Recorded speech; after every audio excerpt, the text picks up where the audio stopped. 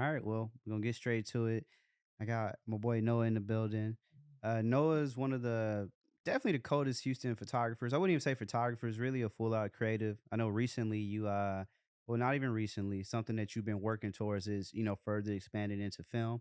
So I don't want to use the word photographer, we'll roll with creative. But welcome to my crib. This is my living room. Oh yeah, it looks We don't dope. have any sound. I mean, we do got sound effects, but I haven't figured out how to use a machine yet. So Nah, you good, you good. but man, and we do have this, random Drake video in the background. I should probably turn that off, but y'all can't see that, but it's just for the vibes. So man, we could jump straight into it. Number one, man, tell the people where you're from and what initially got you interested into picking up the camera. Okay, so am I looking that way or am I looking at you? Either or. It Okay. just we could make it like a conversation. If you want to, you can I mean, it don't whatever you're most matter to comfortable me. with. I'm Yeah. just yeah. Yeah. So Whatever you're most comfortable with. the first question is where I'm from. So I'm from Houston. I grew up in Humble, and then after Okay, high so up school, 45? what's up? Is it up 45? No, up 59. So My I'm bad. I'm the from other way. Dallas. That's let me You stop. good? You good? I grew up near the mall in Humble. I forgot its name. Deerbrook Mall. That's what it is. So I grew up over there. I went to an early college high school. So when I graduated high school, I had an associate's and high school diploma, and then more background. I went to Lamar and Beaumont, so got my degree there, and then now I'm back in Houston. I work at U of H full time. I'm a multimedia specialist, which just means I do a lot of shit with a camera, basically. Whatever needs to get done. Yeah, whatever needs to get done, whether it's pictures, headshots, events, short form content, those boring videos that you see on college websites, stuff like Like that. those talking videos and Yeah, talking heads, telling them about the program, like you should do that program, stuff like that. So for sure. So okay, so just growing up out there by Deerbrook Mall, like, did you just see a camera as a kid and you're like, this is something I want to do? Did your mom or dad have a camera? Where no, where did that come from? so in high school, a girl like say she It said she always like starts with women. yeah, so there's this girl I was interested in at the time. She was like, "Yo, I like my pictures being taken." I'm like, "Shit, I like taking pictures." So I learned how to take Yo. pictures. The girl kind of faded. She has a kid now. She's completely irrelevant to my life. Oh man. But like it's just like that's what started it. Like I started doing art, so like I used to like as a kid I used to draw and stuff. But I started taking like pictures with my iPhone 5, 6, whatever it was. I just started taking nature pics. Since I was in that early college program, we would have some classes on Lone Star Kingwood, and then sometimes in our like high school building. So there was a bunch of nature stuff out there. So we had some downtime between classes, so I would go out, did little nature trails, and I would take pictures and stuff. And then it kind of evolved. And then one year for my birthday, I got the A5100, which is a old Sony camera. That's actually an A mount camera too, right? No, it was the E mount. They switched it already? Oh Yeah, it man. was the same one. It's just so it had a flip screen, so it was like for the old Mm. school like vlogging stuff, but it didn't Mm. have an eye hole. So it was like a $400 Sony camera. So I did that. Then I got that for my birthday senior year of high school. So my birthday's in like February, so it was kind of like the end of that semester. So I started using that, taking pictures. Then over the summer, I took a lot of pictures, and then when I started college, I was like, "Shit, I'm broke. I need money. I have a camera. Where can I use both?" I was like, "Oh, the school newspaper." Easy. So yeah, I worked at the school newspaper for a bit. It was just like that's where I can make money and I can learn how to better my craft, and that kind of stuck around. I just kept doing that throughout college. I won a lot of awards for like photojournalism in college, and then I was going to school to get my degree in marketing, and then yeah, so I got a job in Houston for a restaurant group. I went from graphic designer to social media or to graphic designer to marketing specialist to marketing director. Then I got an opportunity to work for the University of Houston, where I'm at now, which is really nice. They have healthcare benefits, vacation, get paid a flat rate. I mean, well, I get paid per the hour, and yeah, that's where I'm at now. No, for sure, man. So, I always find it funny how women can spark men. I mean, me and my brother were talking about this. He's like, "Yeah, bro, you just need to get you a woman that makes you just want to get up and do something." So, like, let's go back to early college. If you never see this woman, do you think you would have still picked up a camera, or would you have picked up something else? I have no idea. I mean, I feel like life in general, there's a lot of like split second decisions that change your life. So, like, for example, I met Pierre here because somebody that I knew posted that they need BTS for a Maxo Cream and Tobacco Ryan video. And at the time I went because I was being petty. One of my exes in college really liked Maxo Cream, so I went to go get a picture with him to send just so I can be a little bit petty. But so I met Pierre, and then like with him, it's just like I've always like surrounding myself with people who want to do or who are doing what I want to do with my life. So I was like, he's doing some cool shit with the camera. I think he'd be a cool reference, a cool dude to meet. And we just kept talking, and we're here today. It's just like I feel like whoever you surround yourself with, so you're an average of the 5 people you spend the most time with. And I feel like if you always surround yourself with badass people that know things that are trying to do the same thing you are, you kind of push up. Like I'm sure like you've noticed before in the past where it's like you have spent a lot of time with somebody and then started to pick up their vernacular or started to pick up their habits. So I just try to surround myself by dope ass people so I hopefully pick up some of their good habits.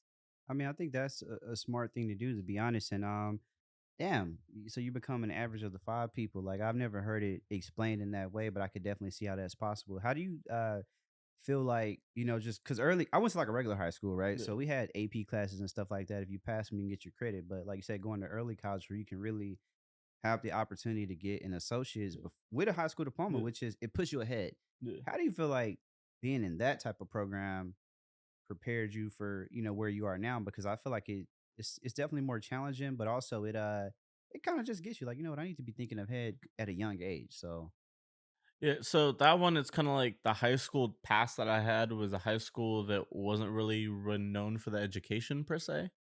And I feel like there was two things that I felt like that experience taught me was it wasn't like taking college classes in high school wasn't hard, it was just a lot of work. So it wasn't difficult to do, you just had to do a lot of work. So I felt like that kind of helped me build like a solid work ethic per se. Um I feel like work ethic or a good work ethic in general has kind of been my foundation of being willing to work through shit that takes a long time. It taught like long processes and stuff. And I also felt it was very important, as well as only people that wanted to be in high school were in that situation because it was a lot more work. It's only being around people that wanted to really do those sort of things. So I felt like that was the two benefits is it taught like how to be able to build a strong work ethic because there's a lot of stuff you had to do and kind of push through, but also being around people that only wanted to do school or become or to grow per se. to be successful, for Yeah, to sure. be successful. Yeah, no, it's funny you say that because when I went to U of H, that was literally the biggest difference. I was like, damn, like now I got to study, and in the work, that was literally what it was within that first semester or two. It's like, damn, okay, I see the difference. So, okay, so fast forward in, man. So now you're back. Okay, wait, no, let's talk about the newspaper. So you're working for the school newspaper. Mhm. At what point do you branch out and say, let me take pictures of people that's like not associated with the newspaper? Like, how long were you doing that before you said, okay, let me add this in there too? Because I know I started off doing like, well, I didn't really start off doing grad pics, but grad season was always lovely. Yeah. So did you do like graduation pictures too, or? I didn't say no to anybody that wanted to give me money, to be honest. So, graduation pictures is something in college that kind of has given me money throughout the time. For me, they were kind of boring. For my philosophy for graduation pictures, kind of had two sections. One, all these safe shots that you want with the hand sign of your college, the important buildings, all that stuff. And I would recommend 2 hour shoots. So as everybody's getting comfortable behind the camera, I would kind of focus on the boring, cheesy, classic photos. And then I would focus on the creative stuff to kind of go on that back half. So it's like, hey, let's get you the safe ones that I know your mom and everything's gonna like, and let's build the second one off of you as a person. And then to add to that, for switching from newspaper to the other one, whenever I was so throughout college, it just depended on the semester in between semester where I lived. So like sometimes I live with some family in Houston. Well, shit. Sorry, I don't know why my Alexa was I we said might be something. getting hacked. I don't even know, Oh but I guess man, we'll ignore it. I said something to summon Alexa. So back to what I was saying. So what was I talking about? No, How I got into yeah, the. the like there are two elements people do. Like you got the safe grad stuff and then the Oh yeah, creative yeah. So I expression. did the safe grad stuff and then the fun grad stuff, and then the second part of your question is how I got away from the newspaper stuff Yeah, and how I like got or more into like models and the other yeah, like when you stuff. started like adding to well, I guess because I had a friend that was we had the Daily Cougar at U of H. So I had a Mhm. friend that worked at the Daily Cougar. So how long did you do the newspaper stuff before you just like dropped it or you added something to it? Like, Basically, the newspaper was for money and was to learn. So eventually I would come up with other ideas or have other things that would approach me. So like for example, I did the modeling stuff was I just saw someone had a thing called a social shoot at Options, which is a clothing store over in Emancipation over here in Third Ward. So I went to that cast or the a social model shoot. call? No, it was Wait, a so social social shoot. shoot as in like a kind of like a mixer? Yeah, kinda so basically, it's a bunch of models, a bunch of photographers, and a bunch of brands. Okay, And okay. basically, the idea is to get a lot of content for Mm, those brands by having models wear your clothes, photographers come out, and then brands come out. So it's kind of like smart. mixing all the different things up. So yeah, so I went to that and I met people through WeAreModels, which is who I've been kind of working with creatively for most of my college a little bit after, and then that group kind of merged into something called Fashion Night Out, which we've been doing some fashion shows and some other stuff. But basically through that I did some things and I was like, hey, I have this idea. And they're like, okay, cool. That sounds like a good idea. When do you want to do it? And that was the first time someone ever was like, hey, we believe in your idea enough. Tell us what you need and we'll put everything together.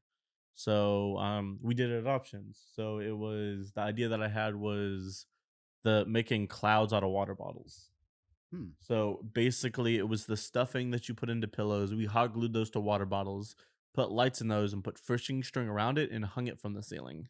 So we had this like little installation that I did for a photo shoot, and that was kind of like pivotal to me because it was like it's the first time someone believed in my idea. So I stuck around with Wear Models a lot, and that kind of moved into the fashion show stuff and the fashion stuff, which I think is most of where my following has kind of come from, is just doing the fashion shows, doing both the event side and then the creative side.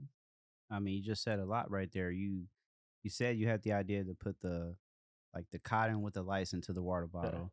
So basically, you don't only take pictures and shoot visuals. You also are basically a man. I can't think of that word, but there are people who make So installations. That's you too. You're a visual artist too. Like I can't think of the word, but you can damn near make some installations and probably put together an exhibit. Which you're working on a couple of those now as well. yeah, I've done a lot of different things. So like I guess over the past so I've done photos. So I created Instagram in April 2013. So I recently hit the mark of 10 years on the platform and kind of shown Whew. the change of something, like the change of growth of me as a person. So like right now, well, let me get back to the Instagram thing. So just one thing I like to say is like for my Instagram is I don't delete posts because I feel like growth is gradual. There's no such thing as like a God-given talent per se. It's not like I'm born with all this idea. Is I just Sorry about that. It's a water bottle. Yeah. Yeah. So like I picked up these ideas over time where it's just like I practiced and learned and practiced and learned and practiced and learned and got 1% better throughout the period, and then that's kind of what you see as my final product. And then the other thing is like I've been kind of like picking up all this thing and trying to figure out what I want to do as a whole, and I've kind of gotten to the point of like creative direction in these larger scale projects. So like that's what I'm practicing with like Fashion Out Night Out right now is I'm trying to direct all the media in a cohesive direction while creating the graphics, coming up with the photo concepts, the video concepts, helping on the actual day for like the coverage and the events and stuff, and just kind of mold that to try to see if that's what I like about doing all the creative stuff. No, I mean you just I'm not gonna lie, you giving away a lot of game. I think you putting people in the right mindset and what it is to learn and create. I like how you said like God given talent doesn't exist. I think you have like God given potential, right? Yeah, Like some people are born 6'5", 6'7". Well, not born that tall, but their yeah, parents are, so you know you're gonna be tall. yeah. So sports is probably realistic for you. But for a lot of people, it is an idea, a mindset, and then you build on it and you get good at it over time. But some people do get better sooner. But yeah, man, I like how you said that though, because I think a lot of times people they try something, especially with cameras. I know, man, it's like I try to shoot this video, this shit ain't coming out right, and they like, all right, I quit. And I tell people, well, adjust your lighting, little things like that to kind of get people on the right mindset. But man, so okay, in that moment and working, I forget bro's name, but I'm assuming when you said he said let's try your idea, Mhm. Oh, it like was Allah from okay, WeAreModels. yeah, Yeah, that's yeah, exactly who I was thinking of. Shout out to bro. So man, how was that? Like, okay, so because you said it was the first time somebody says, yeah, like I like that. Let's try it. How do you yeah, feel like that in terms of? I would call that like not necessarily a light bulb moment because I'm sure you had the ideas, yeah. but it's like a different variation of a light bulb moment because now it's like, oh wait a minute, like I do have good ideas and somebody sees value in my ideas. What did that do to like your mentality going forward in terms of the things you went on to create even after that? So basically, it was the first time, like you said, that someone's like, "Hey, there's value in your ideas," and that's kind of like that's a big moment because like I felt like I started as a shy kid that didn't like talking to people, kind of stayed in my bubble, doing my own thing, and it kind of pushed me to talk a little bit more, to network more, and talk to more people because it's like, hey, there's value in what I can create, and I felt like so on this topic. So this installation at Options was up for I want to say probably like a week, and of course other people did photo shoots in there. So like one thing I feel like I come across a lot with other creatives is like the sanctity of people stealing your ideas. Mm. And I feel like I don't you shouldn't have to worry about people stealing your ideas or other people doing photo shoots with your concept because the way you do it is different than anybody else. And it doesn't matter if someone steals your idea because they're not the creator of the ideas. It's more important to be the creator and the originator of the ideas because guess what? If they steal your idea, you come up with another one and they can't match the overall concepts of your ideas per se. I mean that's a great way to look at it because a lot of the times people do have this mentality, especially in the creative community, and I feel like it happens in Houston, but I really feel like it's just an everywhere thing. It's People are everywhere. gonna you're always gonna think about it where you are, but people think, oh man, they're taking my idea, and I've even had to explain to people that too, like, man, it's you doing the idea, so nobody can see it the way you can see it. Now they may do something similar, but what you do is what you do, and I think, man, that's really a confidence thing you're speaking on because I think as you go through life, especially with creating your confidence, it should grow. Usually it grows, but when you start off, it's like, okay, you're building it. So the first thing to do is, oh, somebody stole my idea. You know what? That person might have actually stole your idea, but what are you going to do about it? Are you going to stop creating? Or are you going to complain about it? You got to just, to me, just go even harder. Like, all right, well, let me show you something real quick. But man, it's interesting. So what's been your perspective with, man, so would you say, I guess one of the best parts about a camera is the ability to meet people? So here, let me kind of go back to the stealing idea. There's one thing I wanted to add. So Okay. there's a book called Steal Like an Artist. It's one of the reference materials I've kind of used to kind of help teach creative thought process to a lot of people. So, for example, you've seen, I'm sure everybody who's done creative has kind of seen the one person where they're doing creative, they just copy one person and they become a younger version of blank. And I Hmm. feel like that's not the way to kind of grow creatively. I feel like when you grow creative or the concept behind Still Like an Artist is to find the 12 people, the 5 people. Your 12 influences? Yeah, find your influences and take the bits and pieces that you like from your influences to do your own interpretation of it. Since I feel like photos and videos are really, really difficult to copy because with graphics, right, you can Command C, Command V. With paintings, you can almost Command C, Command V. But for video, it's really hard to copy somebody's video because there's so many variables to video. It's like Yeah, the lighting, the aperture, the all the technical shit, plus your subject matter, plus location, plus everything else.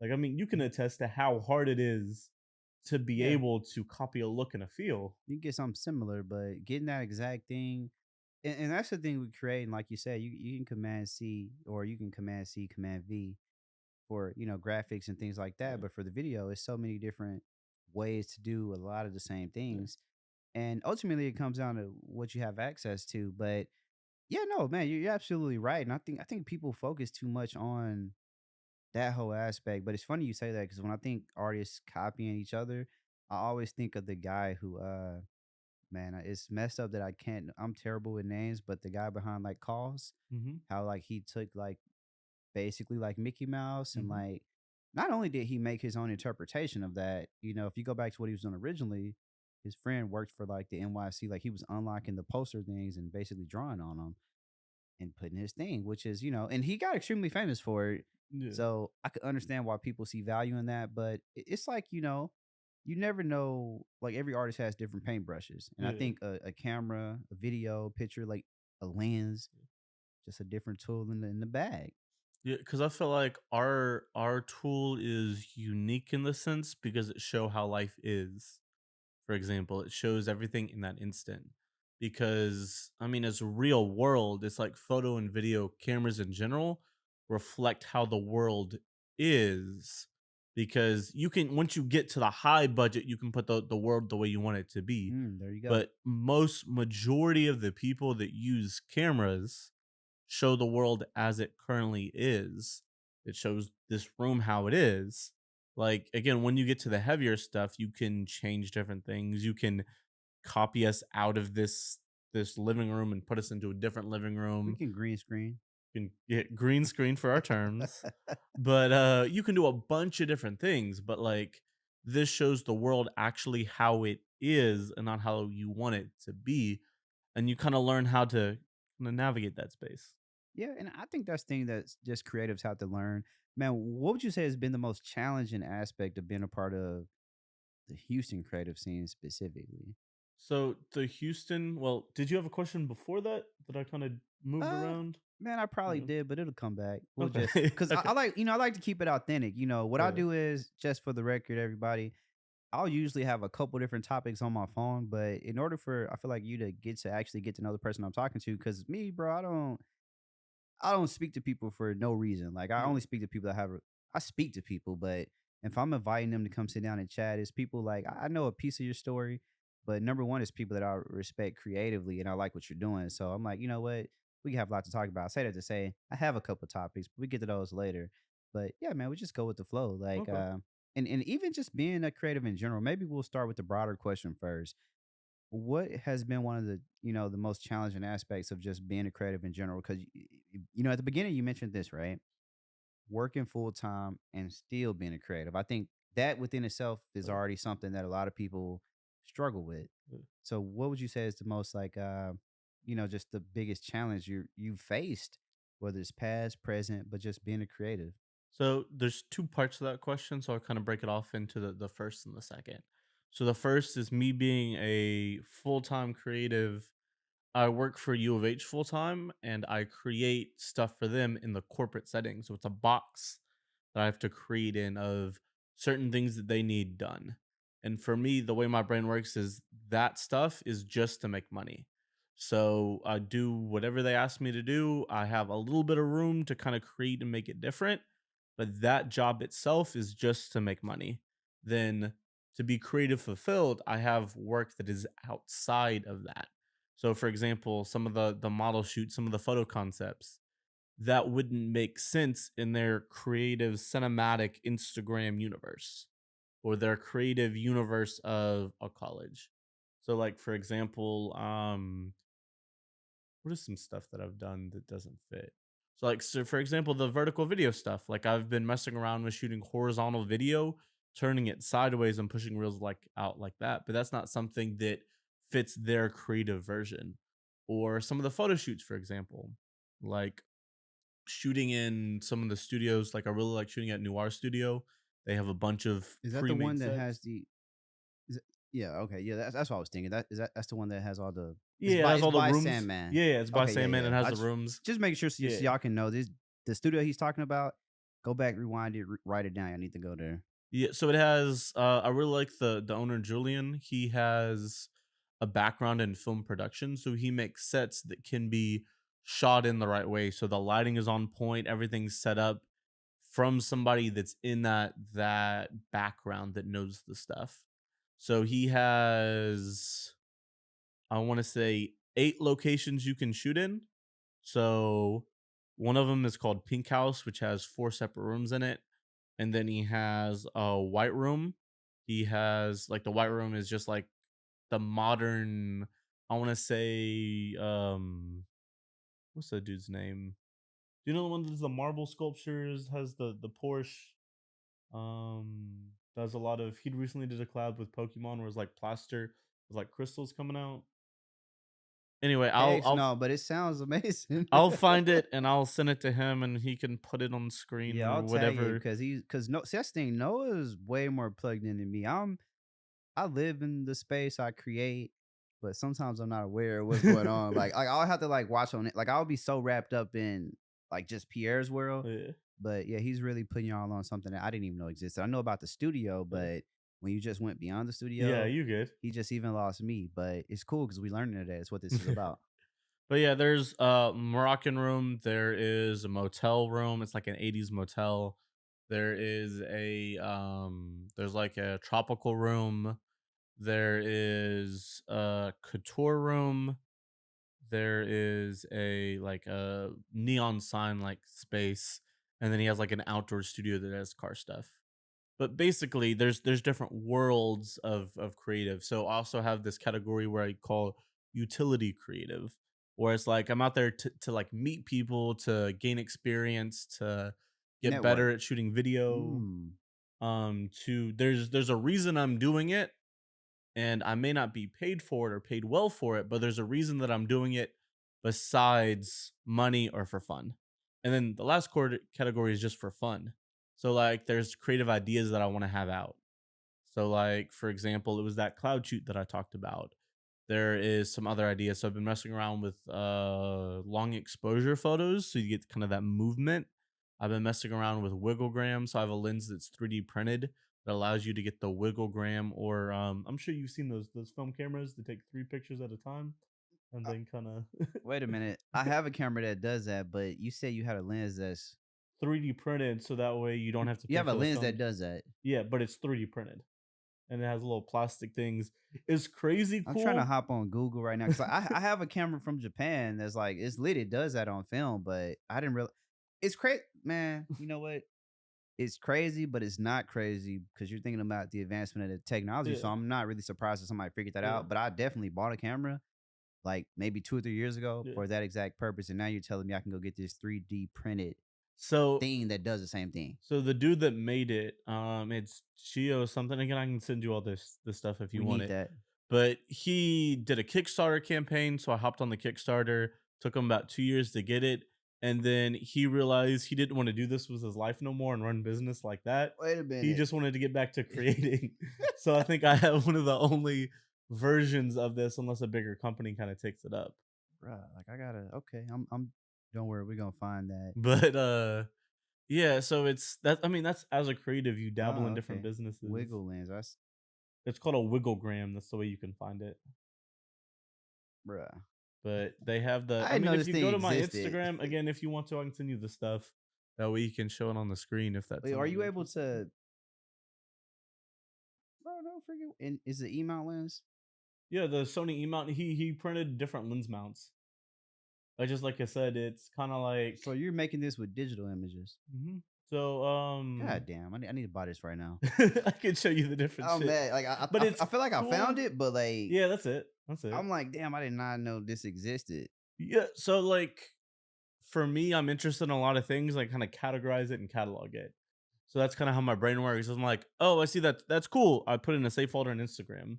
So I find all this cool shit, save it. So that way I have like this back catalog, or I guess it's like tools in your toolbox, basically. Yeah, because you So can pull it whenever. yeah, so it's pulling references, pulling ideas, pulling all sorts of different things to then be able to use it whenever I need it. So it's like holding it, kind of having it ready. Then, whenever you need to let it go, you kind of go into your toolbox of trying to find shit and you use it. Yeah, So, you definitely. I'm always trying to not. I'm trying to stop spending money, but I see that there's one more piece of gear that I need, man. So speaking on gear, right? wait. Speaking, So going back, so you said working in the creative scene in Houston, yeah, and then let's we'll talk get to about it. gear. So I feel like the creative scene in Houston has grown a lot throughout the time that I've been here. So when I first started, there was no Sandman. There was no Sandman Studios, what they're doing with expanding the creativity in Houston. There was no dedicated shops that valued the creatives like the creatives are valued now, Mm, where it was just you out there creating. There was no big video projects in Houston. A lot of the talk for a long time has been you kind of grow in Houston, you move to LA or New York or somewhere else, then get clout, and then when you come back, you'll be valued in Houston. And I feel like that culture is slowly changing as Houston's creative is growing. Like Noir Studios, for example, that wasn't here 2 years ago, 3 years ago. You had to build those sets yourself, and that limited your skill. And I mean, there's plenty more. There wasn't 1,000 photo studios you could go to, and it wasn't as cheap as it is. Like there was a lot more resources that's growing, and I feel like the community around the Houston art scene kind of since I feel like there's a younger generation than us now. for sure. Those are coming in. I'm not trying to be like the old head of like, oh, I had to walk up both hill, raining. That's What how I was it? feel. I had to hike up the hill You had to carry the upwards bucket both of water, ways in the man. rains, carrying a bucket of water in the snowstorm. But like Houston is growing in a way where you can kind of live in Houston, use this as your base, and kind of grow that platform. And that's something that I feel like both of us, for the right people, are willing to help expand the knowledge that we have to kind of help them kind of fast track as people have expanded the knowledge to us. No, and that's exactly how it goes because really I mean, it's just like you said at the beginning, you can learn a lot literally just from being around, just from seeing like how you were showing me like the little I mean, like I don't want to call it a V mount. It was a Uh, super huge battery like for the RVs. yeah, Little things like that cuz boom, now light bulb goes off. It's like, wait a minute, I can get that or maybe get a smaller generator and okay, like maybe I don't need these wireless lights yeah, or I can get that until I can afford wireless lights. yeah, It's just little like you plant seeds yeah, basically, yeah. and then the seeds grow in whichever direction people want the seeds to grow based on the work that they're putting in and stuff like that. So Yeah, just to give context, before we started recording, there's this thing called Jackery, which is a large scale battery. So, for example, before you had to get a generator to power some lights for like an outdoor shoot, for example, or get batteries that go on the back of lights. But having this is better because it's quiet. So, for example, you can now shoot a more complicated lighting setup outside on batteries, which is quiet, and your audio be good. So it's just like it's kind of embracing the new technology to help you do your job better, to allow you to do more, kind of growing up. literally, and also also with more technology, it just gets cheaper too Yeah, over time, which I definitely. think is probably the biggest benefits for creatives Yeah, because I still remember my first camera. It was a Nikon D31. I think I paid like it might have been like 650 or maybe it was a little bit more with tax. I'm kind of lost in the yeah, sauce about it. But man, it only did 1080p. I think it did 24 frames per second. Slow motion was terrible. The pictures were good though. Of course, no autofocus, no video autofocus. That wasn't even yeah. a thing at that point in time, but man, it's just interesting. So, what would you say, man? So, I agree with you though. The Houston scene definitely has been expanded. I'm definitely one of those guys. When I first went to U of H, 2010, not to show my age too much, but when I went in 2010, like I remember buying my camera and one of my homies bought a camera at the same time. And it definitely was not like there were people doing it. Like the successful people at that time were honestly the successful people now. When I think of like successful Houston filmmakers, videographers, or people. When I say success, like I mean maybe they don't have a huge movie yet, but to me, like the one of the most successful dudes, definitely chill vibes, Isaac Yalman. Like when I was in school, that's the guy I was watching his stuff. I was like, damn, I want to be like him.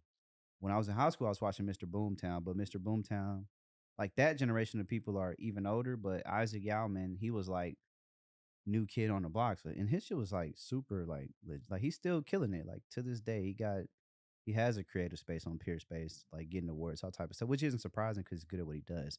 But man, how do you feel like just like connecting? Okay, so you know what, working with the models on the creative scene. What do you okay?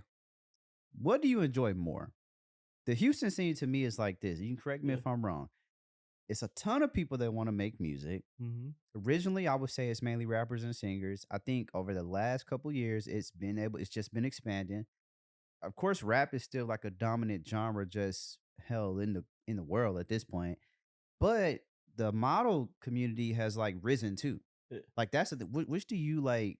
I feel like I know which way you're gonna take it, but Yeah. which one do you kind of prefer to work with? Like artists, models, like what's your preference if you had to pick? So I'm gonna say neither per se, Oh. which is gonna ruin it. But I like working more with fashion brands and businesses. So on the creative side, I would say models more.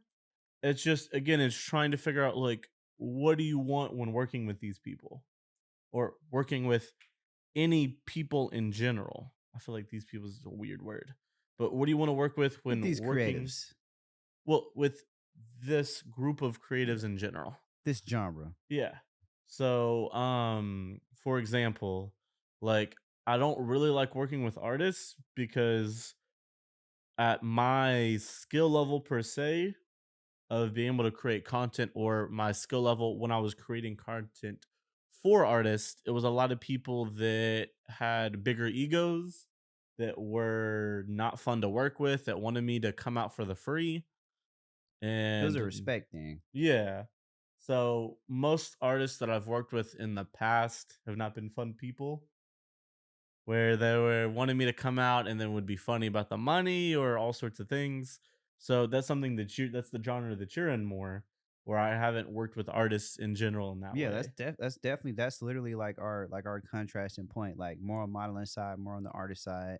Although I've done a little bit, but like it's like a Uh, little bit. Like no, I would agree, man. I think people can be annoying. I yeah. say this all the time. I think some people would probably think by my comments that I dislike people, and Uh, I don't blame them for thinking like that. But I feel like the people that know me know I don't dislike people. But it's a thing though. I think no matter what facet you're in, model, artist, business owner, uh, it starts with respect. uh. And if somebody's showing you respect, you will, especially as a creator, we will be more inclined to want to help them. I mean, that's one thing I feel like you got to deal with respect throughout no matter what you do.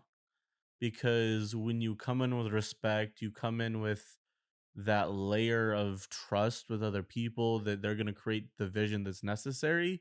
You get far better results when trusting and respecting the professional to do what they do in their space. And I feel like in general, just being respectful and being nice to people, the world's going to be so much better to you if you are nice and respectful. If you're an asshole to everybody, nobody's going to want to work with you. If you see the world in a negative space, negative things are going to happen to you.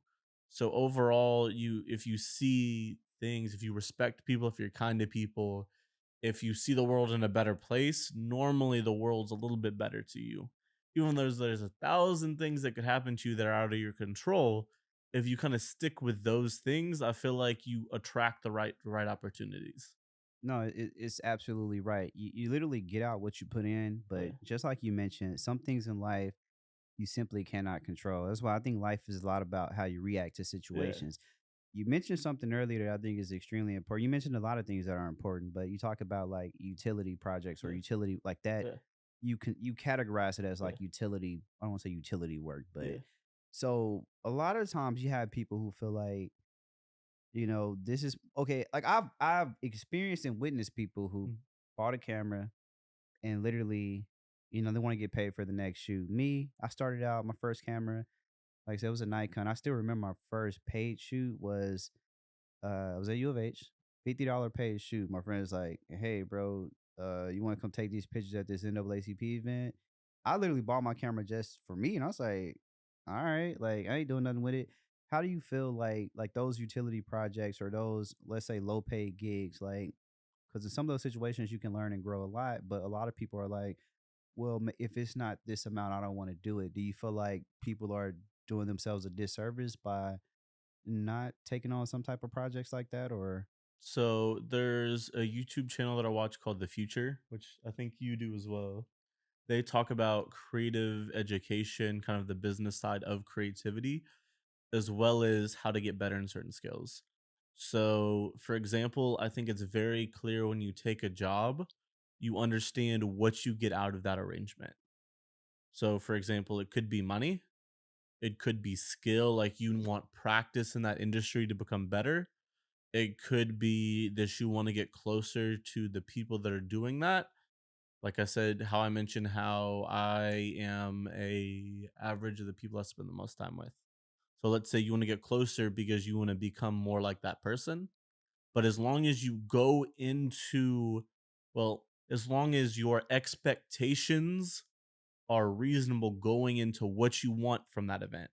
So, for example, for that event, if 50 bucks is cool with you, that's cool with you. But if you also want to learn how to take event photos or learn how to, Hell, I was just trying to figure out how to work my camera. yeah, learn how to work the I camera. couldn't believe he I thought like Yeah. I literally I was terrible, Yeah. man. I'm not gonna even lie to y'all. Don't get me wrong. I got some, when you first get your camera Oh, yeah. and then you like you snap a couple, you're like, damn, I don't know how I took that picture, but it's fire You though. leave it on auto and Yeah. accidentally hit a button, and then And it somehow comes out you're like shooting 1/30th of a second inside, or your flash is very harsh because you just straight onto the subject, or whatever. that was literally me. Yeah, And I was like, damn, this picture kind of fire. And yeah, like, and it's funny, I still have those photos on my hard drive.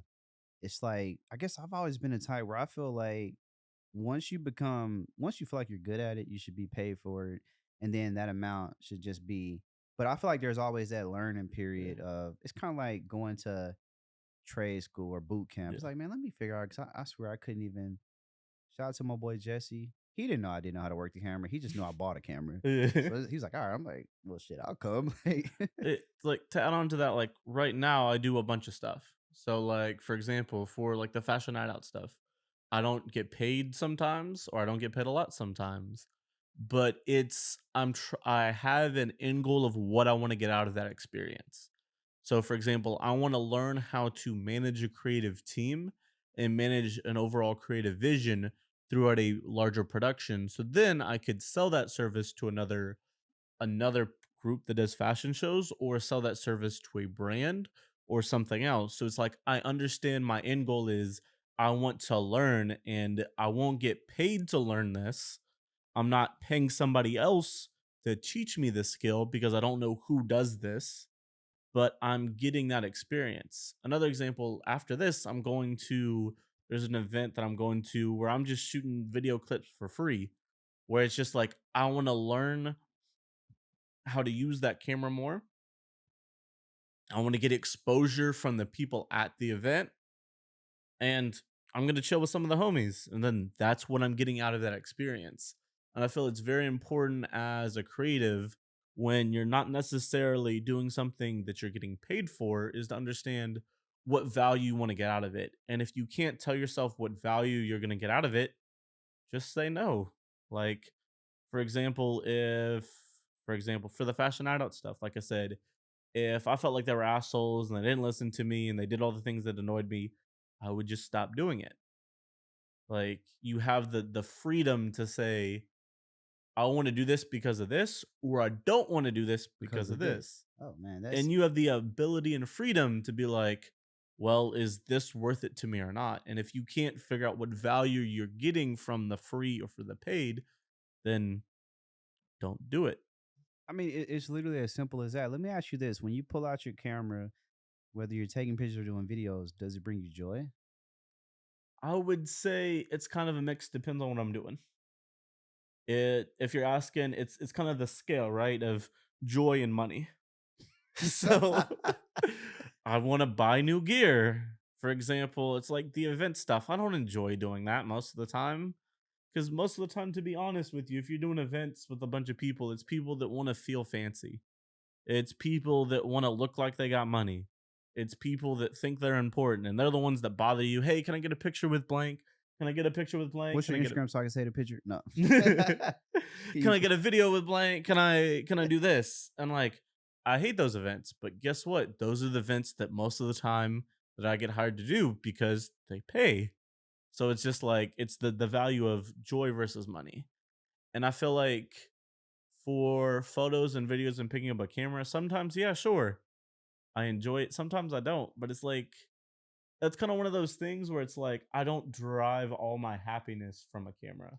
I would back it up to say I enjoy my happiness from being a creative and being able to make things and express myself and like define, I wouldn't say define what makes me me, but like being able to create is something I've done for so long that doing a camera feels natural to me where it's just like I mean, I feel like you feel this. Picking up a camera feels like it's it's just second you. nature. Yeah. I mean, you're also doing something that I mean, I think literally, and I made a video about this a few weeks ago. I think just being able to take something from here and bringing it to life, Uh, I think people don't understand like that feeling right there. uh, Like that's just something just automatic. Like no matter which way you're doing it, when you're taking a idea and bringing it to life, it just sparks you, yeah. in some type of positive way every time. Now, how do you feel about gear acquisition syndrome? I know that's always a big topic because I like gear, like this board we're mixing on. Noah pulled up and it just literally just came fresh out the box. So I have a problem with that shit. But I'm finding balance. But man, do you feel like that new piece of gear just gives you that spark every time? So for me, I have ADHD, and part of ADHD is impulsiveness, and I'm aware and I know that. So after a certain price point, I have to convince my roommate who knows nothing about cameras why I need that thing. And if I can't convince my roommate that I need that piece of gear, and he's like, bro, you just trying to waste money, then I don't buy it. And that's kind of me setting the boundary of like, I don't want to run up a credit card too high. I don't want to go into debt too much.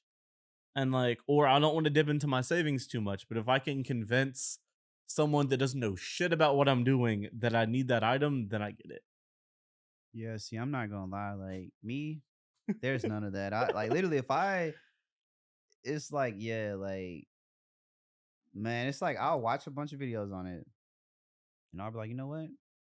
I hope this makes me money. But I have two sides. One side is, man, this could expand me. This could like grow. This could make me some money. The other side is like, man, this would bring me so much joy. And yeah, I'll just get it, man. And but what I like about Amazon is you can send it back in 30 days. it. So if it's just terrible, I'll send that shit right back.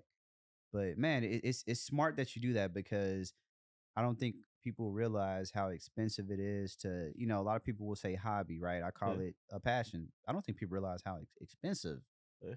this stuff is. So to add to that, so there's two things I wanted to add. So there was a conversation we had before we started about leveling down your lifestyle so then you can find income to buy this gear.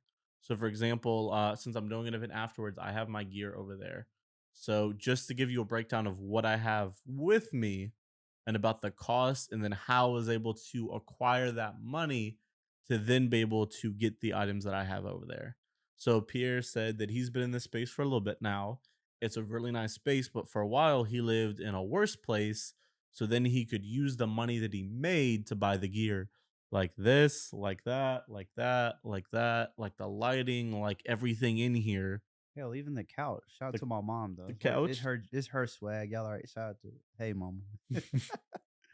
So, for example, what I have over there is a Sony FX3 with a top handle. So that without a lens is about 4 grand. Then I have various parts to rig it up, which I would say so that's like poles, mics,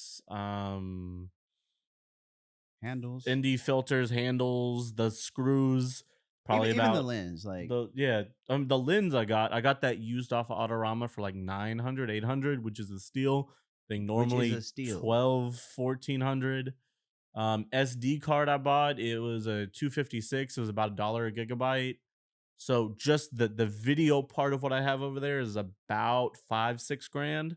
Then I have my Sony A7 III, which is I got that a while ago. I have the bottom grip because that makes that easier. Plus the lens on there, probably about 260. We're speaking pre-tax numbers, by the way, just because you know that 8.25 It hits goes up. hits. Then I have my MacBook Pro over there, which is probably about 2 grand because you need to be able to process the footage. I have probably about 500 bucks in hard drives. I have a drone over there. All that I would say is about 10 grand. Would you say that's about a fair estimate? Literally. And like you said, that's before tax. Yeah, before tax. And then I am bad about it, but if you're here, comment below so he can annoy me about getting insurance for all this shit because I am bad about that. I also have the bags that the cameras are in, which I like them because they don't look expensive. If you have expensive looking bags, people like to go inside your car and obtain those expensive looking Especially in bags. Houston. And that's the thing. People got to realize like equipment is not cheap. And, one thing that you got to let people know, which you did when you came over here, never leave your equipment in the car. And my dad always taught me that from a young age, Uh, but you'd be surprised how many people I meet, I know that will just leave bags in their car. Look, if somebody's walking by and they see a bag, that bag could have nothing in it. It's just in their instinct. I don't care what. I just had a friend to get robbed and he lives in a nice neighborhood. I said, well, make sure you get a Ring doorbell. Number one, they're pretty cheap nowadays. I don't care where you live at, but you're taking precautions at the end of the day. So if you all are buying equipment, because this shit ain't cheap, and anything, whether it's shoes, whatever you like, you need to protect it. So keep it on you at all times. yeah, I used to. So I don't live in a bad place. I don't live in an amazing place. It's about the middle, I would say. So there's this old white lady that lives in our apartment. She has like an old ass Jeep Cherokee, I think. And I used to be comfortable about leaving my bag in the car because I'm like, shit, I brought it home from work. I'm gonna go to work in the morning. I just gotta carry it back and forth. Till the old lady got her car broken into and she doesn't have shit in that car. And I'm like, well, shit. Now I gotta take that shit inside every single time. But back to like, so I think this is important to understand is how we pay for this. There you go. I think that's the most important part. So I have my day job and then I have my side job and my side gigs. So in this day job category, it pays for the apartment, the food I eat, the insurance, my cat, um all the basics of life. And then I have freelance and clients which pay for the gear. So for me right now in a rapid growth stage where I'm trying to buy everything that I need to be safe. So all the money I make from my clients are pay for or a down payment for my gear. So for example, one of the lenses I bought, half that job went to buying a lens that I use for the shoot. Another job, most of that money came for buying the audio equipment. Another job was the lights. Most recently, I have a client called the Savoy. They're down the street from here. Shout out to Savoy Ice House if y'all ever need a drink. And matter of fact, if you're anywhere in off Emancipation, I'm sure they Yeah, probably already been there. yeah, yeah. I mean, You can't it's miss it. yeah, can't miss it Hey, on on a Thursdays, literally on Thursdays, Thursday on starting on Thursdays, y'all know what time it is. yeah. That whole street is lit up.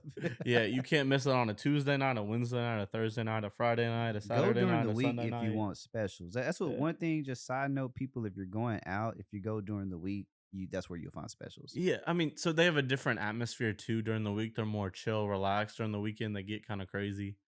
But anyway, so I have clients like that that pay me on a monthly time. That way I can afford to buy the gear. So like one month I worked crazy overtime hours with them because that's how it worked. And that was half the money for the FX3. So like it's a balance to this lifestyle of like the faster and the more money you invest into now, the better chance you'll have to be successful in the future. So like one thing that I'm a very big proponent of is making sure that your gear is not your limit, that your skill set's your limit. Because half of doing this is how to use the camera, and half of this is buying all the equipment you need to be successful. No, I agree. And the one thing people got to realize when it just comes to gear, not to boggle y'all with gear because we can go all day. But one thing people have to realize when it comes to gear, a lot of the gear you can get, like you can upgrade the body, but a lot of the accessories and things like that, with the exceptions of like cages, is pretty much universal. Yeah. So, you can continue to use it. You can upgrade your camera as you will, but a lot of like especially lights, microphones, stuff like that, you can use it. So it is truly an investment. And as long as you keep it in the right condition and something new doesn't come out and crush it, you can usually sell it and still get, a nice little return on it. Because I've sold a couple cameras that I barely use, sold some that I use a lot, and people buy that shit. So just quick gear knowledge for everybody out there. The term is marry and fall in love with the lenses. You're only kind of dating your bodies because the lenses I've had have gone through multiple different cameras. But the camera body is kind of what changes. It's the same with lights. As long as you get a good light, it's good for forever. And the thing is, if you get into a situation where you need to sell your gear, most of this stuff retains its value pretty well. So it's a solid investment for you to use, but also to be able to sell if you need to sell, if you get in a situation where you need to sell. Perfect. So, and again, he's putting y'all on game. I would say, man. So lately, you've been, well, I want to say it's probably been a couple months. And I remember you had text me. You're like, "Hey, man, I'm thinking about." Matter of fact, if I can recall, you were thinking about getting the FX3 or the drone. Fast forward, you got both of them added Yeah. into the repertoire now, into the kit. So what's that been like getting more into the video aspect of creating compared to, because originally starting out, on the photo side, what's that been like? Like as far as learning, doing everything, because I feel like, and you kind of mentioned it earlier too, like it's almost like a whole nother Yeah. beast. So I decided to make a switch to do more video because that's where I saw the need being. So like I see, for example, I pay attention to kind of what the market is, and I felt like it's hard to compete on the photo side. So I decided to diversify and hop into the video side so that way I could be more competitive on my personal product offering, but also at work there was a need to switch from just photos to photos and videos as social media has kind of grown and changed. So, like for example, I did a lot of videos like reels, for example. So, as that kind of grown, that's kind of where my main approach has grown is creating short form content. So I feel like for you, you come from video because you love making video. That's been your passion. That's been where you're related. For me, I've hopped into video out of necessity, as I've seen is most of my clients need that other service. And I've tried to find somebody that I could work with to grow that side of the business. That way I focus on video photos and then I can do some graphics, some web design, some all the other shit that I do that not a lot of people see. And they focus on the video to kind of balance, but I haven't been able to find a partner to work with of that capacity. So I decided, fuck it. How about I learn it? And then I feel like, just as a side tangent, real quick, I feel like that's one of my biggest strong suits. So I have like a really good work ethic where I'm willing to be able to put in the hours it takes to learn all this stuff. I've fallen in love with the journey of learning, basically, With the process. with the process. And then being able to research and have people where I could ask and build that foundation where I can ask people on how to grow. Yeah. But for me, what was the original question? Kind of got pushed off. Uh, no, I was just asking you, like, what's it been like, just kind of Oh, switching into the video side? Because a yeah. lot of people, well, it honestly depends on who you're asking. Some people will say videos are more difficult.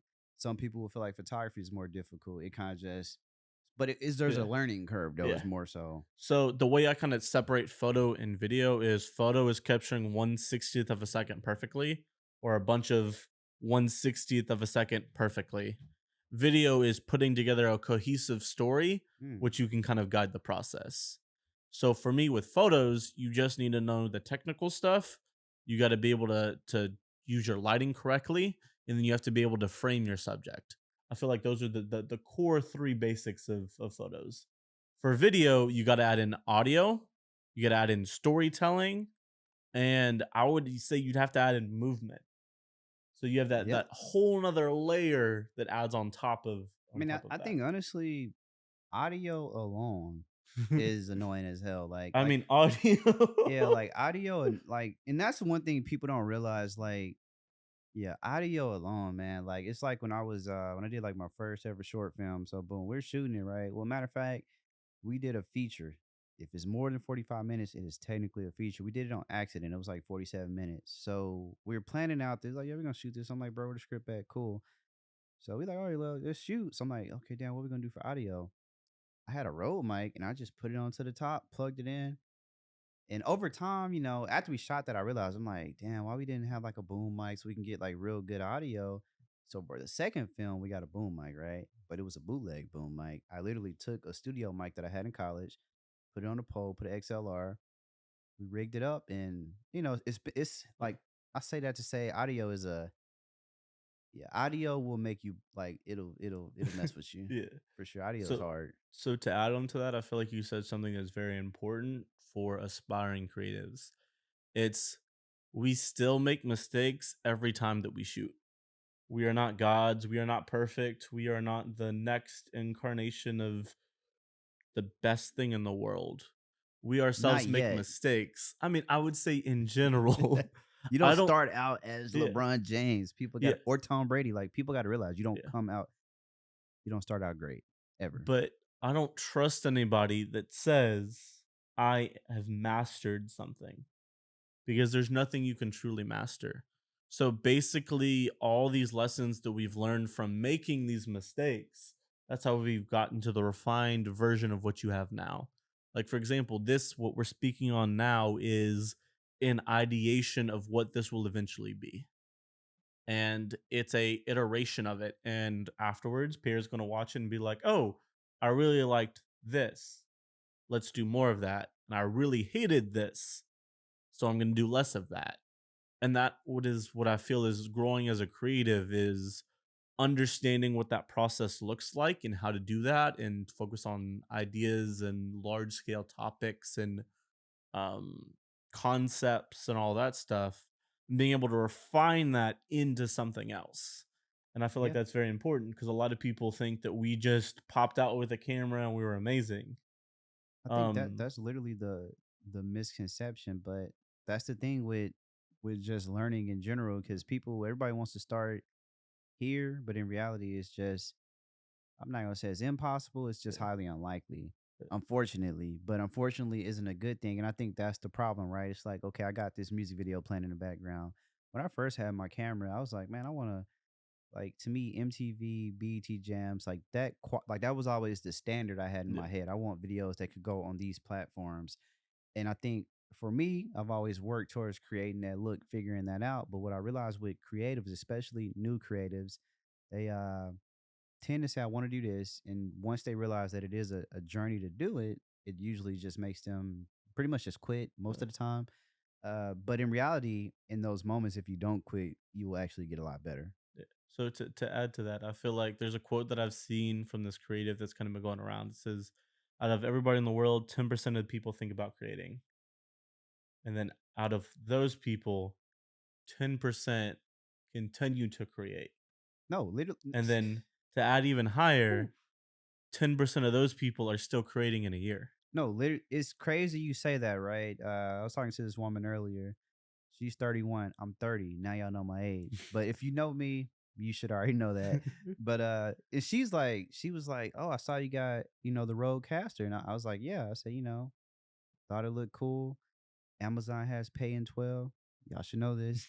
I'm like, why not? And she's like, she was just like, it's just a blessing to still be creating. And I told her, I was like, exactly. And that's a feeling that I wish people would feel. But just like to your point, we have a lot of friends, right? Yeah, Some of our friends don't care about yeah, they're cool, but yeah, they're like, yeah, F all that, but they consume it, which is the yeah, other side of it. But just like you said, okay, boom, you got 10% that creates. You fast forward a year, most of those people are going to stop. So yeah. it's less and less of us, even though it feels like it's a lot of us. Yeah, so there's two things to add to that. First, I feel like we've both have created long enough where we've seen people's entire creative careers play out during that time period. Yeah. We've also started where there was people that we felt that were ahead of us that have now stopped creating or gone on a different path. Another thing that I feel like it's important to understand is don't compare your journey to anybody else's journey. The only comparisons you should make is to yourself. Because I feel like we all get caught up in this as like, damn, they're getting better than me, or damn, they're putting in all this work, or they used to be really good, but they're not anymore. But kind of focus on your own journey and set your own goals of like, hey, for this next year, I want to focus on. So like I had a list of things I wanted to accomplish this year. And that's what I've been kind of strategically planning. This is the list of things I want to hit this year, and I'm making sure that I try to do whatever I can to make sure those goals are reasonable, to make sure they're possible, and then to make sure that I try my best to hit those goals.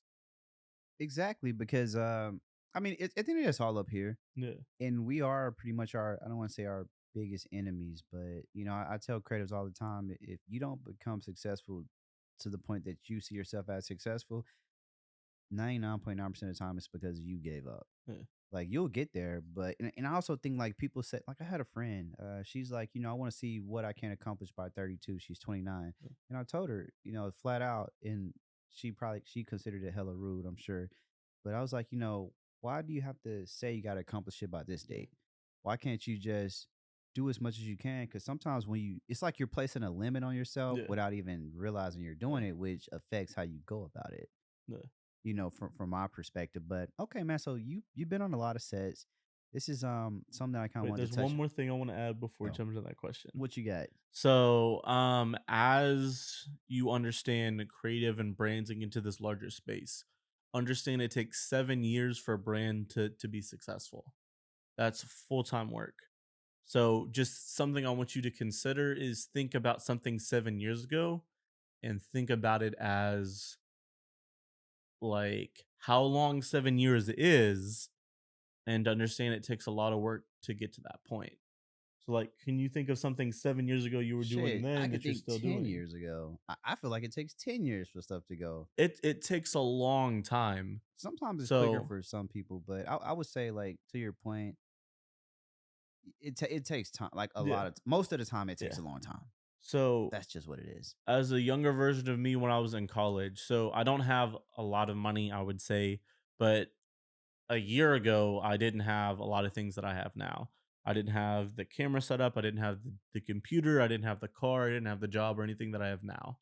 And like one thing that I've always been very frustrated with is I can see that I'm putting on all this work, and I feel like a lot of young creatives can relate to this, is you put in all this work, but it's not paying off yet. And you get discouraged and you're like, why can't I be successful now? I'm doing everything I need to do. And you just need to be patient. It's like I know for sure that I'm going to be successful in life to my personal standard of success. I'm going to be successful, but it's not here yet. I got to keep putting in this work, keep putting in this effort because eventually I will reach there. I just need to stay consistent to my goal. And I feel like there's a lot of things like you see is a lot of people see these ideas of what they think success is, but not understanding the work it takes to reach that. For example, for musicians, for artists, for everything, sometimes people get lucky. So, like, for example, There you go. artist is the best way I can kind of explain it. So, Ice Spice is very popular. She had a one hit song and then was able to capture that magic and keep pushing. Lil Nas X was able to capture that success and keep pushing. I'm sure there's more artists. Those are the ones that kind of come to my head when I think of had a fucking mega hit and then still have been able to pull that career after that. Um, I mean, there's but a lot of people that it's crazy because the flip side of that is a lot of people have the mega hit and then they can't yeah, keep going after that. It really is. I mean, I hate to say luck, but that kind of really is a lot of stuff. You can't really call a lot of things up. So, and sometimes, because I uh, just made a video on this too last week, a moment in your life, right, such as a hit or anything, like it's like to see how much you really want something, yeah, right? So you can capitalize in that moment, you can keep going, but a lot of people get a moment and they're unsure of how to keep it navigate. going, Yeah, or maybe it's probably a lot too. So you have that too on the flip side. So I think that's why it's better when you have more time to sit, think, and evaluate, really to prepare. yeah, When you're prepared, or if you got people around you that are prepared, that moment comes, you'll zoom. yeah. So like right now, I'm very focused on building a team and building the product that I can offer because I want to be able 100% certain whenever that opportunity hits that I'm ready and I have my team that's ready. So for me, I don't like I hate the fake it till you make it crowd with a passion. Cause as a professional, if you've ever worked with a fake it till you make it person, you do it once and never again. I feel like you as a Yo, professional have hit that. But it's my ideology is prepare and then whenever it's ready, hit. And like to be honest, you never know with any of this stuff. Nobody's perfect. As I've seen like a lot of business professionals say, is nobody doesn't fuck up. Nobody hits their first thing. Their first thing is their best thing. Like, for example, any creative entrepreneur or entrepreneur, anybody that you look up to didn't have a perfect life with no setbacks, no challenges. Each of those mistakes, if you'd call them that, they happen. And I feel like mistakes are only mistakes if you don't learn from those opportunities. So, for example, I'm sure we've both showed up to a shoot before with a dead battery. I've shown up to shoots with dead batteries, had people just We've both showed keep up. bringing up no bat. I'm like, bruh, it's an accident. Uh, we both shown up to shoots with no SD cards. No, literally, like people don't realize, like honestly, that's why it's good to keep the bag on you. Yeah, But you even have to learn to yeah, get a nice enough yeah, bag that even has enough compartments yeah. to hold all that stuff in there. Because Uh, I've definitely, yeah, that's why I got V mounts. Now, yeah, get you a V mount. It took me years to finally get that, but luckily for you new people, a lot of these cameras you can literally power them on with USB C. So you're down. You uh, can you can record the SSDs yeah. too. It's So to ooh, add to what he was saying is, or to add to close out this topic per se, basically we've made these mistakes and we learned from these mistakes. I mhm. have extra SD cards in there. I got an extra USB-C battery pack in there. I need to buy extra batteries. It's like all these things we've learned to add to make us better at our craft. I've done a photo shoot. I did a 2-hour event, 10% battery. Client didn't know a fucking thing. Hey, screen closed. Screen closed. I was acting my ass off. I was, I was so whenever, for example, whenever you're shooting event photos, right, or videos or whatever, Mhm. you wait for a scene to develop in your brain, and then once you see that scene, then you get the photo, you get the video, you get everything, the camera lined up just right, get your shot. So I turned everything on auto, or I turned everything off on auto. Everything was manual. I got everything lined up, got the focus right. Once ever the scenes where I was finding whoever I want to take a picture of, click, click, off. And just played my way through it. Nobody knowed a thing. It was perfect. And I mean, uh, I took pictures at a baptism about uh, 2 weeks ago. I normally don't do that, but it was one of my old landlords. She's super nice. I was uh, like, yeah, I'll do it. So I had my hot shoe mount flash.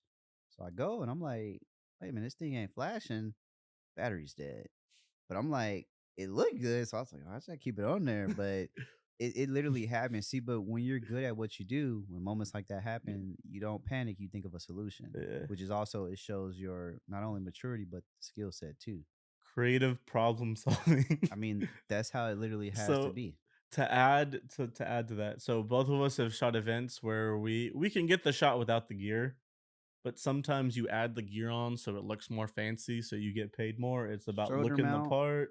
Like I can get a shot without rigging out the camera to be all heavy and shit, but when I bring that shit all heavy and shit, it looks expensive. they're like, man, what you do? Yeah, exactly. It's like you have those clients that kind of sit up straight. They're like looking. We're like, oh, what is that? No, literally, like when So that's one of the things, man. You walk in with a camera, it's crazy. Even if it's just over your neck, that camera come in, people, oh, like they just, oh, uh, hey man, what's going on? Like I do this or I do uh, that. It's just, it's like a natural, uh, because the camera brings the star out of a lot of people. I like uh. to say, which is always interesting. It's like some people have the red for the name because it looks better, even though you get better quality off the FX3, 6, whatever. I've bought an iPad once to use for client meetings so I look more professional. Man, I wish I used my iPad more. I think I got that. It was pandemic. Uh, Don't get me wrong, the iPad is great for drawing and uh, aesthetics. You got the Apple Pencil, or even you can get the off-brand pencil and uh. still draw pretty good, which people got to get hip on. Man, so being you've been on a bunch of different sets. Have you ever like how do you let me just ask you this. How do you feel about creatives who use their talent to get the talent they're working with. So like if I'm on set, I don't do this, but Yeah, I hear about it all the time. And I know it's not just a Houston thing. I yeah, think it's a world thing. Sometimes people use their cameras to, really get at the models or to shoot yeah. their shot. What's your perspective on that? Like, or S- is it ever yeah. appropriate to talk to a model that you're working with or worked with?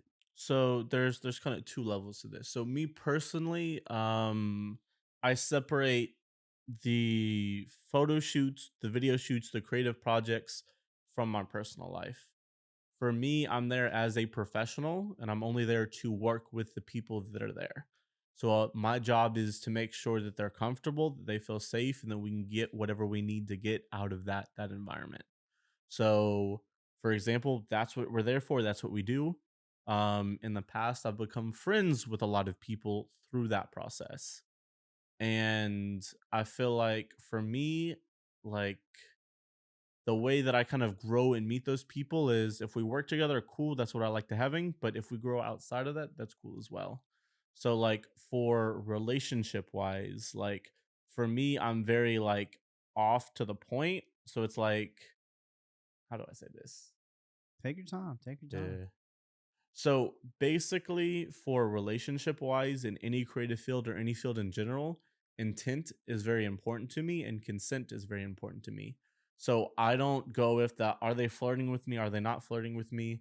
In my personal life, if they say, "Hey, I think you're cute," then my brain's like, "Okay, cool. That's a green flag. Hey, I can act, or I want to say act, but I can open them up to that part of me." And I think one thing is very important is especially with working with newer creatives and newer models is to understand that you're in a position of power and they potentially may look up to you. And there's a lot of things that I've had to make sure that newer models understood because I've had a newer model try to hit on me to grow so that way they could get free photos. And I had to make sure to communicate with that person that that's not what this is. That that's not the way that I work. Because again, that's just weird to me. Like, if you want to know Noah as the person, cool. That's separate from that. That's where we become friends and we get to know each You go other and into a kind of different environment. yeah, it's a different environment. It's not like I'm there when I'm creating, I'm there to create.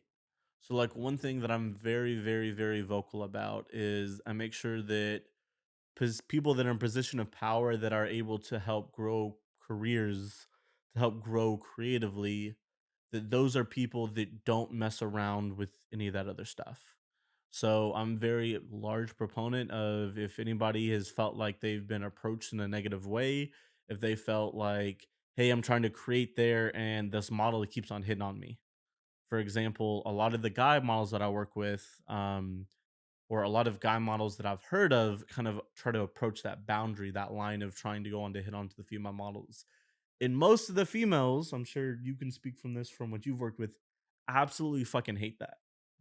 Man, it's That they're there to create and they have somebody else that's I say trying it's to hit half and on half. them. It's crazy because I feel like that's a lot. See, the thing about women that I've realized is this, and this is me just being an adult, mature man. If a woman likes you, it's like there's a bar, right? Yeah, Or I don't know, it's a tire. It's like a bar. It's like for certain people, the line is here. You go over this line, yeah, she's on your neck. If she thinks you might be cool, the yeah. bar is higher. I'll say 50-50, but I always encourage people. I'm like, if you're on set, you shouldn't be shooting a shot at anybody. No. But if she just gives you that green light, like you mentioned, Yeah, cool, it's free yeah, game or after y'all do what y'all do. But if you never get that green light, you don't even need to, you shouldn't chance yeah. it, Yeah. basically. So basically, for example, right?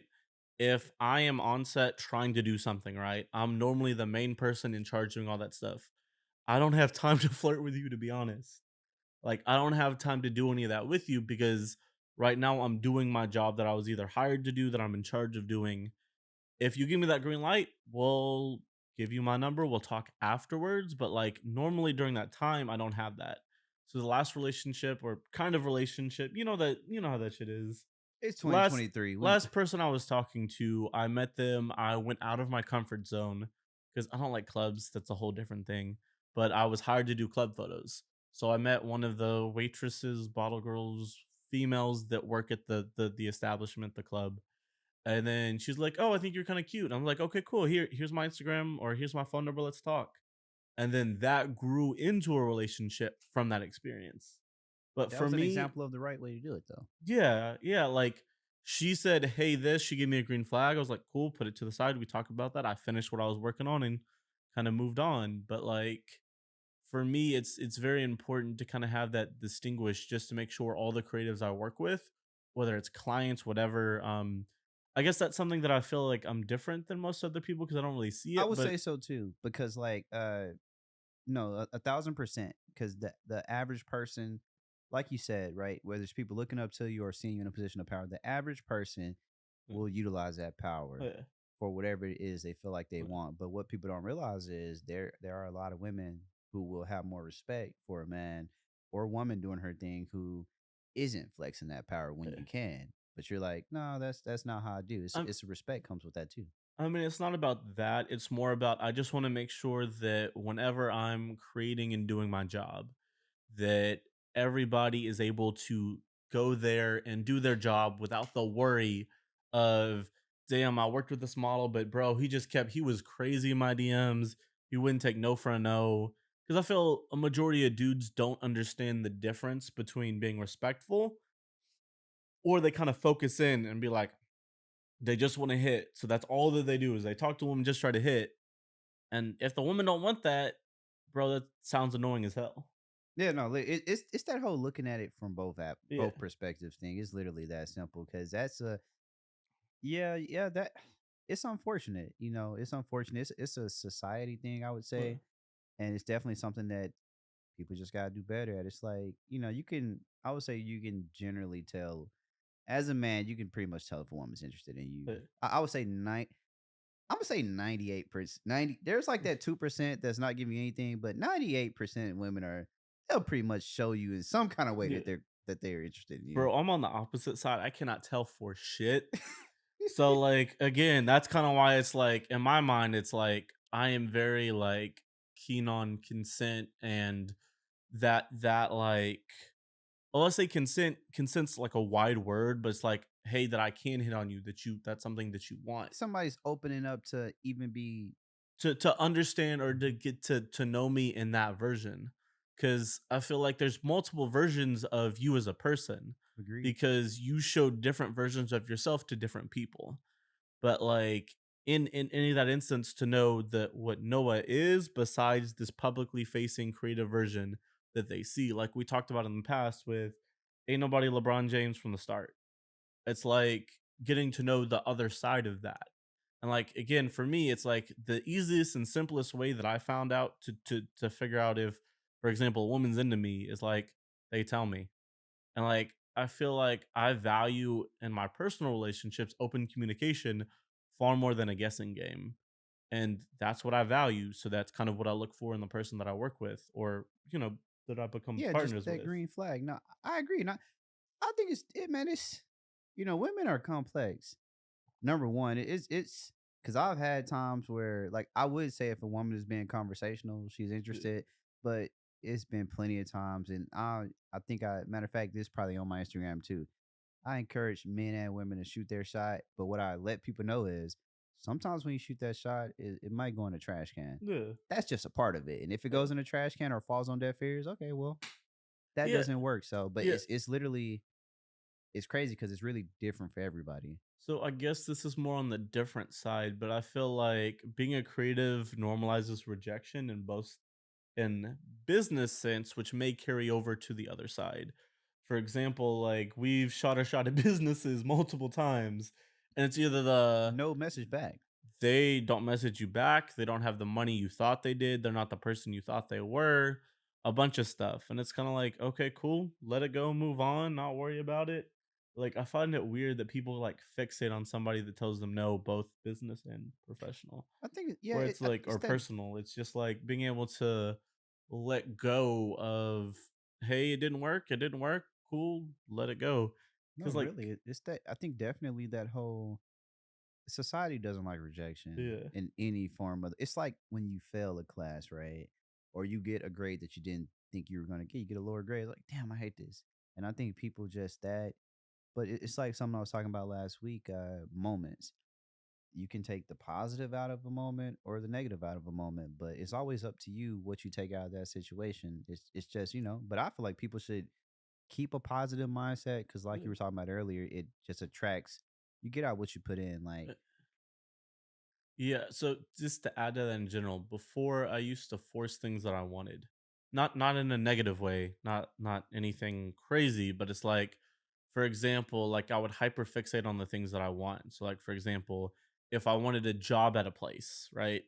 I really want a job at that place, I would hit them up and be like, "Hey, I want to work with you." And then they would mention they wanted to work it. So I'd follow up with them every week to be like, "Okay, cool. Do you have everything you need? Do you have everything you need? Do you have everything you need?" And then I realized in the past that I was trying to force myself into that situation, and it never works like that. You just got to let things allow things to happen naturally and allow things to fall into place. yeah, Because when you literally. force things, your expectation and reality are far different and far separate. So it's just to make sure that your expectations are reasonable so that way you hit the reality that you want. I think so too. And a lot of people got to realize that if you put yourself in the right environment, most things will happen. A Yeah. lot of it is just you being in the right place, Yeah. right time, right environment, connecting with the right people. And honestly, luckily for being a creative, I'll say this: once you get good at what you do, once you got that Yeah. stamp, and I don't mean anybody stamping you, I mean like your work speaks for Yeah. itself.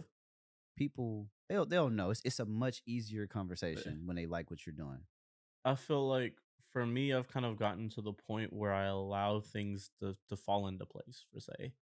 It's like you hit me up about doing this shit, right? Yeah, it's I about didn't. it's about 4 weeks ago. So y'all don't be Uh, like, damn, Pierre's responding slow. I've been told no about this, and we uh, just got around to doing it. yeah, so it's just like he told me that he wanted me to be here, and I'm here. I didn't find Pierre out the way to become on that platform itself. And I feel like my work is getting to the point where I don't want to work with people that come find me, per se, where I don't pursue those people, because you have different attitudes, per se.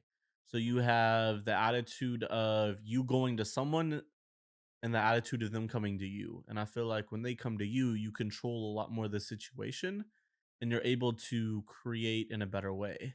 So again, it's like I was saying, is I'm trying to build up to the point where I start to have these people that approach me, where I get my work in the places where people that make those decisions are able to find me.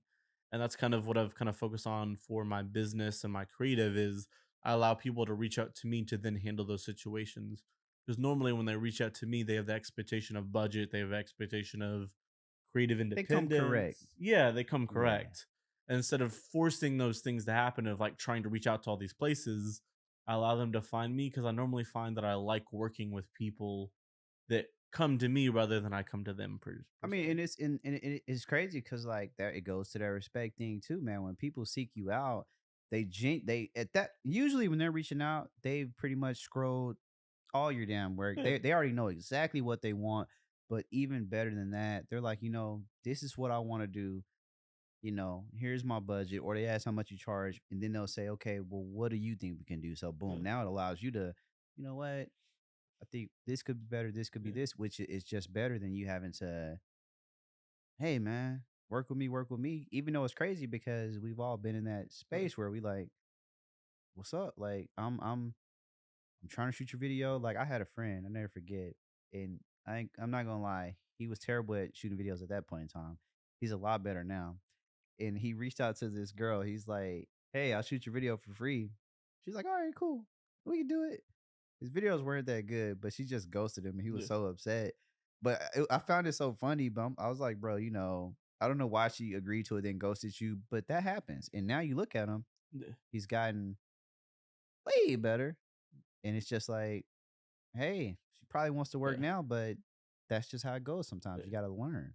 So I think one of the most difficult things as a creative when you first begin is you don't know what you're doing, but you're also working with other people that don't know what they're There you doing. go. Boom. So the expectations on two parties aren't clear. There you go. And I feel like, I mean, you can speak from experience. I can speak from experience and knowledge and problems that kind of arise with us. It's like when you first start, again, I feel like the most problems with most people in general is expectations and reality. And you got to make sure that those two things match up together, from relationships to business to life to money to everything. Your expectations and reality need to match. And I feel like, for example, it's starting with creatives in general, they push the money question as far This along is as the they one that can. everybody likes to not talk about, so you gotta. They push the, oh, how much am I getting paid, down to the very, very, very end. And that is where you find the most discrepancy with pay, exposure, all that stuff. And when you have that discrepancy, that normally causes the most amount of problems. So money is normally, I feel, both of us, the main thing we knock out first. Because that way you didn't put all that work in to get rejected here. You didn't spend the time shooting I need to know or, your budget. yeah. Yeah, you didn't spend the time shooting, you didn't spend the time Planning. planning, you didn't spend the time saying no to other opportunities, none of that. You gotta make sure the money's correct before anything happens. So, like, my kind of my schedule when working with clients is like, we have our initial meeting, I gotta make sure that I like the person first, just to make sure I don't get any red flags and feelings, any of that. Feel each other out. Then we talk concept. Once I figure out their concept, we talk budget. I give them a loose budget from this to this, depending on this. Once they agree to that, send a contract, which I just got into recently. Oh yeah, Contracts save I just saw lives. the snap. Yeah, contracts save lives. I spent $45 on a contract pack from someone that does contracts for creative and photo individuals. I need 50% up before I lock in your time, and I need 50% before I deliver whatever I did for you.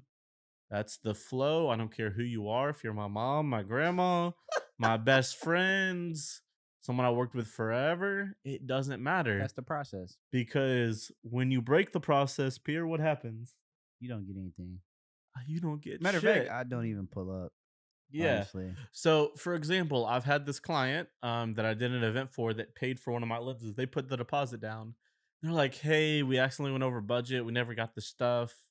We didn't get our money right. Can we get the photos early so we continue our schedule?" And naive Noah was like, "Yeah, sure." Here's the thing: I still did the fast turn on everything that I promised. Guess who doesn't have their money from that event? I So didn't wait, get so paid. they never gave you the back end? I got some of it. I didn't get all of it. It happened so Mm. long ago. I don't even know how much money they still owe me. And I even hit up the client afterward. I'm like, "Hey, you hire me for your next event, I'll forgive what you owe me." Didn't hit me up. And the thing is I still kind of just know me being a little petty. I still look up, and next year's event came around. They didn't hire me. They hired somebody else. Then it came around again, and whose photos did they use? They're using the original photos? They're you and my photos, not the recent ones, Hey man, because it we was gotta so give them bad bad. reviews on Yelp and leave negative comments on their Instagram. Bro, I've gone, like, this person, if they watch, I doubt, because they're not around anymore. But I've like started to tell people I've worked with, we had in common, don't work with them because of this. Mhm. But I haven't gone out to their face because I'm not about that mess. But like, I that's mean, kind of, and you don't have to. You know, you yeah, gotta people. I believe you do good, and good comes to you. That's yeah. just the way it goes. Because I've definitely had people like that. I never forget. I shot this birthday pro. Matter of fact, it was a friend of a friend. He's like, "Yeah, man, my brothers, they want you to do this club video." I'm like, "All right, it's their birthday party." Man, like a little 1 minute video. I sent him the rough. Mhm. And I swear to God, it was on Instagram. And I was like, "Yo, what's up with your brothers? Where the rest of my money at?" He's like, "Bro, why'd you send them the rough? Like, you should have got your." I'm like, "Bro, ain't these your brothers?" Like, I learned my lesson though. And I said, "You know what? Hey, y'all just fucked it up for everybody else. And this is the way it's going to Yeah, go." So everybody has to go through, every creative has to take a L. yeah, But now you know it's only yeah. dubs. So I like, this is something I'm starting to do that I fight on is, I don't work for, like, I've started working less for somebody's aunt, somebody's brother, a friend of a friend, because those clients are the most goddamn problems I've ever experienced, where their expectations and reality are so different. If they have a solid business, then yes. But if it's a friend of a friend that wanted a graduation shoot, like last night before this, they wanted me to do shoot before this. I was like, I gave them the last minute price because they hit me up last minute. And then they were like, "Oh, do you have this? Do you have this? Do you have this?" I'm like, "No." And then they ghosted. And it's just like, most of the time, like for me, is I don't do with no last minute bullshit no more.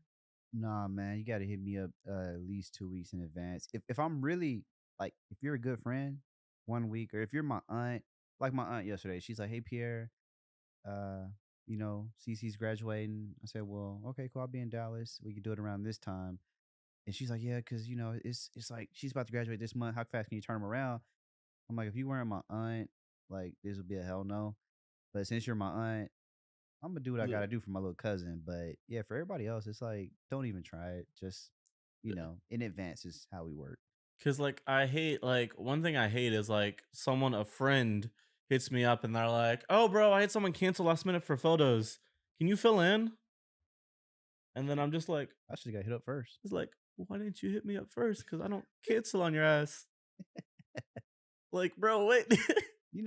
I can like, I feel like I understand when certain people have like, because I feel like certain creatives may bring a certain look, but other than that, I'm like, hey, always go to your friends first. You got, at the end of the day, you're supporting someone's business. So my ideology with supporting business is I would rather support my friend first before I had to go outside of it. But unfortunately, that happens all the time. I mean, I know with videos, that's why I've kind of, don't get me wrong. If you're an artist, if your shit is really good and you hit me up and I like the song, half the time if it's really good, I'm probably already peeping it because I Yeah. just like listening to new music.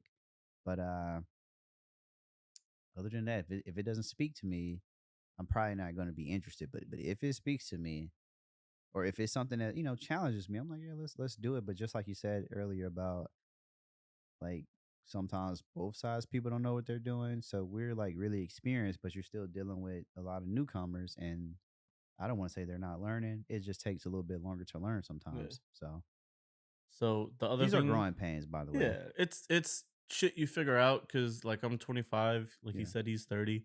We're both young, but we've been doing this for a while, and it's like we're in the stage of like figuring all this shit out because like there's no school for this. Like I went to school for marketing, I understand rough concepts, but I feel like I relate the marketing and the business to the actual concept. And I think that's kind of accelerated my growth. But back to what I was saying is like for us, right? If you're our friends, don't ask for free or don't ask for discounted because that comes off as cheap. And I feel like that's kind of disrespectful in the sense and that you annoying. saying that just because we know you, that you want us to do stuff for you that's cheaper. And I feel like I'm okay with doing free stuff for friends sometimes, but in its exchange. It's a balance. It's like, hey, can you cover this? And then I'll be like, cool, but can you do this for me? The balance. And if they have a problem with exchanging their time for yours, tell you a secret. You know what that secret is? Not your friend. They ain't your friend. And my cousin always says that too, because, and I think, see, I think another whole thing about being creative is, I think a lot of creatives deal with this. Yeah, I tell people all the time, a friend is somebody who is, just like you said, they're not rocking with you because you have a camera. yeah, Y'all are gonna kick it, period. You can call this person, they're gonna pick up, y'all gonna chat, y'all go, you do what you do. That's a friend. A friend does not say, "Oh man, you got your camera on you?" Like yeah, every 30 seconds. Like, no, I don't have my camera on me. And but but you gotta learn that though, because certain people have to learn that, yeah, because in society, like I say, when you have that camera, I don't care where you're at. We're in the fourth largest city, soon to be third in a couple years, or maybe we are the third now. When you walk outside with that camera, people pay attention. I don't care whether you go to the gallery, or whether you're on campus at U of H or even at TSU. It just gets people's attention. So they naturally, oh, what is he doing? yeah, And it's just one of those things you learn over time. Your friendships should not be rooted in what you do, but they can be. yeah, So, like me and you, like, you can be cool with somebody and y'all have similar interests, but all of your friends don't have to do the same thing. It's just, okay, these are my creative friends. These are my friends I grew up with. These are my friends from college. These are my friends that we might just like to shit go to happy hour. yeah. It's just levels to it. I think sometimes people feel like, oh, we have to, like, all of their friends gotta do the same thing. They don't have to do the same thing. They just need to want to be somebody in life. Yeah. So call back from earlier, right? You have different versions of yourself. I have Noah the creative. I have Noah the teacher. I have Noah just the guy that holds the camera at UH. I have Noah that only knows me from graphics. I have Noah that only knows me from marketing.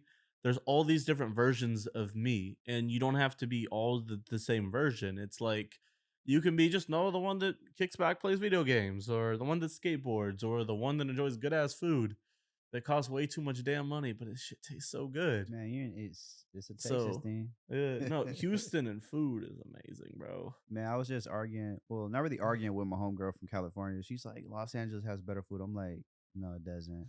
Like, I like California, but Houston literally has whatever you want. California has more expensive food. That's the truth. That's the truth. And she was getting on me about the Mexican food because a lot of people don't really like Uh, Tex-Mex. To me, I like Tex-Mex or regular Mexican. To me, they both taste good, but uh, people that really like traditional Mexican food swear Tex-Mex is like an abomination. uh. So, and it might be, but to me, I think it's good. So I I like it. mean, just because it's different to you, I guess this is something else in general. Like, just because it's not your style doesn't mean it's bad. Because I feel like, again, I was a victim of this when I first started. Is like, oh, I don't like that, therefore it's bad. And I feel like things can still be good, but they're just not for you. There you go. Or like you'll get to a point where I feel like I guess this is like kind of like my parents, for example. Like for my dad, he sees some of my work and he doesn't like it, but it wasn't made for him. And I feel like there's different versions of people that will not like stuff because it's not made for them. And they don't understand that there's a world outside of that kind of bubble there where it's like just because I created something in a specific style for a specific audience, I did a really good job because I tailored my skill set to create for that audience. But that audience may not be the only person that sees it. And the people that don't see it will hate it because it's not the specific thing that they like. Yeah, So, I think that's just society being a creative, and one of the best parts about being I don't know why lately. I think I watched Marvel too much lately. I've mhm. been saying like, this timeline that we're Yeah. on. I think that multiverse shit has got stuck in my head. I use But like cinematic universe. literally Yeah. like in like just where we are now, like man, there's so many options and variety. So people are gonna like, they're gonna dislike it. It's literally so much to consume. Yeah. It's damn near unavoidable. So man, it's interesting that you say that. Man, do you feel like let me see. What would you say is 2023? We still got. We're not halfway through the year. We're almost halfway through the year, Yeah, we're about to wrap up the fourth month of the year. So literally. So, what would you say is like? What are two like big things you for sure? By the time December comes around, you want to say, "Man, I did that. I accomplished that." So let me pull up my Instagram real quick since I posted kind of my years or my goals for the year. I did it just to help kind of hold me accountable. So I'll say this is my 8 goals for the year, and then I'll tell you that's the graphic that I made. And then I'll tell you what I think is actually possible for me to actually complete. So the first one is get organized and stick to the damn thing. So like with ADHD, tried to get organized 1,000 times, but I get bored of it and I don't stick with it. So that's one of the things is kind of like understand my mental health and how it affects me and how I can use that to my advantage. The next one is create 20 shoot 20 personal projects and shoot it with 15 different people. So, for example, for me, is I get really stuck in this concept of only want to work with the same creatives because I already have that chemistry that's created with them. So it's to kind of force myself to kind of get out of that rhythm of only working with certain people. That way, I expand my horizons. Again, that's added to collabing with new people. Is I mainly will work with other creative forms outside of what I'm comfortable with. So right now, I'm working on this creative project. So it's an art show called "I Honestly Don't Know What I'm Doing." So I'm hopping into painting where the other artist that's a painter is hopping into the photo video stuff. And the whole idea is to get to this concept of like, we don't know what we're doing. We look like we're at this big stage. We have everything out. We honestly don't know what the Yeah, fuck we're doing. putting it together. We're just trying different shit, seeing what works, and then getting a little bit closer. So that's the idea of just like, doing new shit and stepping out of your comfort zone because that's the only way you grow. The next is understand my ADHD and other parts of my mental health. So, for example, it's like I've known I've had this ADHD for a while, but I didn't know like what the symptoms are. So earlier in the year, I did an art show that kind of, or a collection of art based off my ADHD, so I can better understand how myself works. So when I see myself doing certain things, I understand why I'm doing those things. So like with ADHD, a lot of people call you lazy. There's a lot of other tags to it, but it's just that your brain has an unregulated amount of focus. So like sometimes I can do a lot of things and sometimes I can't do anything at all. It's understanding to relax, to do what my brain wants and then come back to the thing later. So a lot of things that I've heard ADHD described is like riding, like driving a car but riding in the passenger seat, Hmm. where sometimes you can't control like not what you do, but like how your thoughts go, or like how you're able to concentrate on things that you don't want to do. So like sometimes I can do things like I really don't want to do. Like for example, like organize and clean the house. Like I absolutely hate that. But my brain's like, okay, cool. I need to do this now because if I continue to not do it, then it becomes a lot of bigger of a problem later. So it's like convincing my brain of things that I don't want to do. And there's a bunch of other stuff. Like for example, there's a large correlation between ADHD and depression because people with ADHD don't understand themselves, and then they feel all this other thing that happens, which leads to them being depressed because they don't know what's going on, but things aren't working the way they should. So there's a lot of layers to that. The next is separate my business and personal finances as a I creative think that's business always a owner. hard thing to do, to be honest. See, look, this is why you don't need an Alexa. Alexa, delete. All right. But yeah, so basically that's so hard to do. I'm trying to get better. I have my LLC. No, I think it's a INC. I think that's what I Or a have. lot of some people even use a DBA. So I Yeah, have a so couple I have different my options. INC and then I have a business bank account. I got with a bank that's not good. So I need to undo it, but it's making time to undo it when I'm trying to buy gear and the other stuff. So that's one of my goals, to create more in Illustrator. So Illustrator is a graphic design software that I didn't know a lot about. I normally create a lot in Photoshop, but I'm trying to force myself to learn a tool that I know is better to do what I'm trying to do. So I'm trying to force myself to create an Illustrator by itself. Just because I know if So I like building from the ground up. yeah, yeah, yeah. So it's learning the whole new software, but forcing myself to only create that software so I can see where that software excels at. Clean out the clutter. So basically my goal is to get rid of, like, reorganize my space, right? To get everything I want it to. Get rid of people in my life that I feel aren't adding in a way to my life, for example. Like I have friends that I hang out with and that's cool, but then I have friends that I create with, which that's cool. But I want to keep the people around me that add value to me. If it's relaxing, if it's creating, whatever. If I'm spending a lot of time with you, since I feel like my time is valuable and it's not adding to what I want to do, I feel like it doesn't add to what I want to do per se. So I'm trying to remove people that I feel like don't help me grow where I want to grow.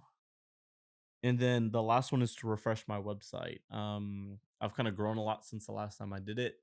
So the goal is to kind of, just get it the way I want it to go and do all these things as the landscape around you changes, as I'm sure your opportunities change on a monthly basis. Same with me. It's try to be able to showcase my talent in a way that can compensate for that online. And then, yeah, I also had some things on here just as a reminder to kind of whenever you create these goals. One, you want to remember it's important to make sure you can actually act on your goals. So, for Mm. example, whenever I created my goal, I didn't want to be like, okay, I want to be a millionaire by the end of the year. That's not reasonable. So I made sure every goal that I create that's actually obtainable, set micro and macro goals so that way you can hold yourself accountable. So break up that big goal into a few things just to make sure it's easily to achieve. And then if it looks like I'm slipping on any of these goals, call me out on it to help keep me accountable. So one thing I try to do is like be very public with my goals and stuff to show, hey, this is what I'm doing to improve myself. Is this something you want to do to improve yourself? Or hey, this is what I'm doing to show that it's not this masquerade of I'm a god and know how to do everything. It's all the growth. Yeah, no, So that's a good way to look at it. out of those, the I don't think I'm gonna separate my personal and business finances this year. I'm trying to, but like as I'm starting to get more money in this year than I did last year, where things are starting to pick up, it's I need to go down and physically set a set time aside to do it. So I think at the end of this year, I think that's I'm gonna push that goal to next year. But I've been creating in Illustrator a lot more. I've been learning about my mental health a lot more. I've been trying to figure out what I want to do with this thing, try to build the team and equipment and all that stuff. Um, there was a few other ones in there, but those are the main ones. My main goal for this year is to make more money to invest it into my craft. So then that way I can kind of next year, the year after that, start to use all this equipment to make money to go towards other things.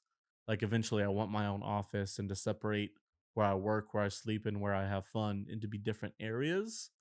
So, like, move my PS5 out of my bed into the living room I mean, to separate the kind of little like, things like that make a big difference. I don't think people actually realize that. Like, yeah, because sometimes yeah, as an entrepreneur in general, you'll kind of just work all the time yeah, until you like figure out a way to separate it. yeah, Like sometimes I don't want to touch the camera. I just want yeah, to listen to music.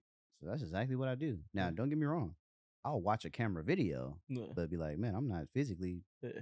I just don't feel like messing with it right now. So I feel like there's two things on that. The first is like, as a creative, sometimes I get tired and don't want to create and I take a break, and that's totally normal. Like, it's cool if you don't want to do a photo shoot this week or this month.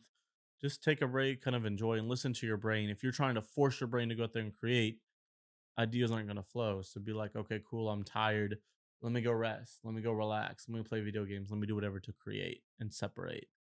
And I feel like the other thing that I'm really trying to overcome is like, for me, it's like sometimes it's like, let's say I cook or my roommate cooks and is like, hey, can you clean the dishes? I'm like, bro, I'm so tired. Let me do it tomorrow. And it changes something that's a 20-minute thing into a 45-minute thing because that shit gets baked on. And then now you got to get the elbow grease, come out and clean it. And kind of focusing on like optimizing myself to be like understanding when it's a tomorrow thing or when to separate. And I feel like it's very important to kind of separate your life in different things of like, hey, this is where I work, this is where I relax, this is where I enjoy time with other people or play games or do whatever to kind of separate your life a little bit so that way you can kind of navigate the space a little bit easier, but also have separations in life. Oh, for sure. And I think honestly, just having that mentality, it helps you to not get burnt out too. Like Yeah. literally in the simplest form, it helps you to not get burnt Yeah. out. Uh Yeah, Man, burnout's a crazy thing. So like just to give y'all an example of kind of my work week. So for example, I have a 9 to 5, well, 8 to 5 with a 1 hour lunch break. So on that's what I do most weeks. During fashion show season, that kind of expands out. So just my normal week, I work at Savoy for 4 hours every week. So that 9 to 5, that 8 hour day turns into a 14-hour day every Tuesday. And then this week, I went to an art talk after work. So I was there for that. And then I went out and edited all the videos just to have a quick turnaround. Just because I went to the art talk, I was like, some of my friends were there. So I recorded and then color graded and edited those and then sent those out. And I felt like going to the art talk was working because I'm learning to grow myself creatively. And editing that stuff was working. So that was the second 14-hour day in a row. Then after that, we had a big production on Thursday. So it was like another 14-hour day because we did the shoot or so work was 8 to 5. Then after that, from 6 to 10, we were working at the studio doing photos, videos, all that stuff. By Wednesday, I was burnt the fuck out. And there's shit, or I'm sorry, Thursday, I was burnt the fuck out. So Friday, I still wanted to do stuff, edit, and kind of relax. And I was like, shit, I can't do that because I worked 3 14s in a row. So then I went mm, relax Friday. Shit, I was gonna do yesterday. I was like, I did some stuff, and I'm like, bro, I'm not feeling this at all. Let me relax so that way I can be good for the next week. So for the day job, so I can still show up mentally and do that because at the end of the day, I need to consistently show up for the day job because if I don't, I lose that income source and I can't survive off the other shit. So it's kind of like prioritizing your projects and learning how to balance between overworking and killing yourself mentally to being able to still be able to perform and learn how to deal and manage with that burnout even when you work those crazy hours, like I do in our field. And I feel like our field in general too is like you have fluctuation between when you're busy and when you're not. So it's like Mm. sometimes I work fucking terrible hours, like I said last week. And then this week I may just work normal hours and that's it. But you have those fluctuation of like busy and not busy. And I feel like once you do this long enough, your friends and family around you will understand that and be okay with the fact that you're not there for all this stuff. But I feel like even with that too, like you also have to make time for your friends and family. Oh, you do. I mean, your friends and family also keep you balanced too. So Yeah. it's just a part of that whole like separation. Because at the Yeah. end of the day, man, kudos to you. I don't 14-hour days.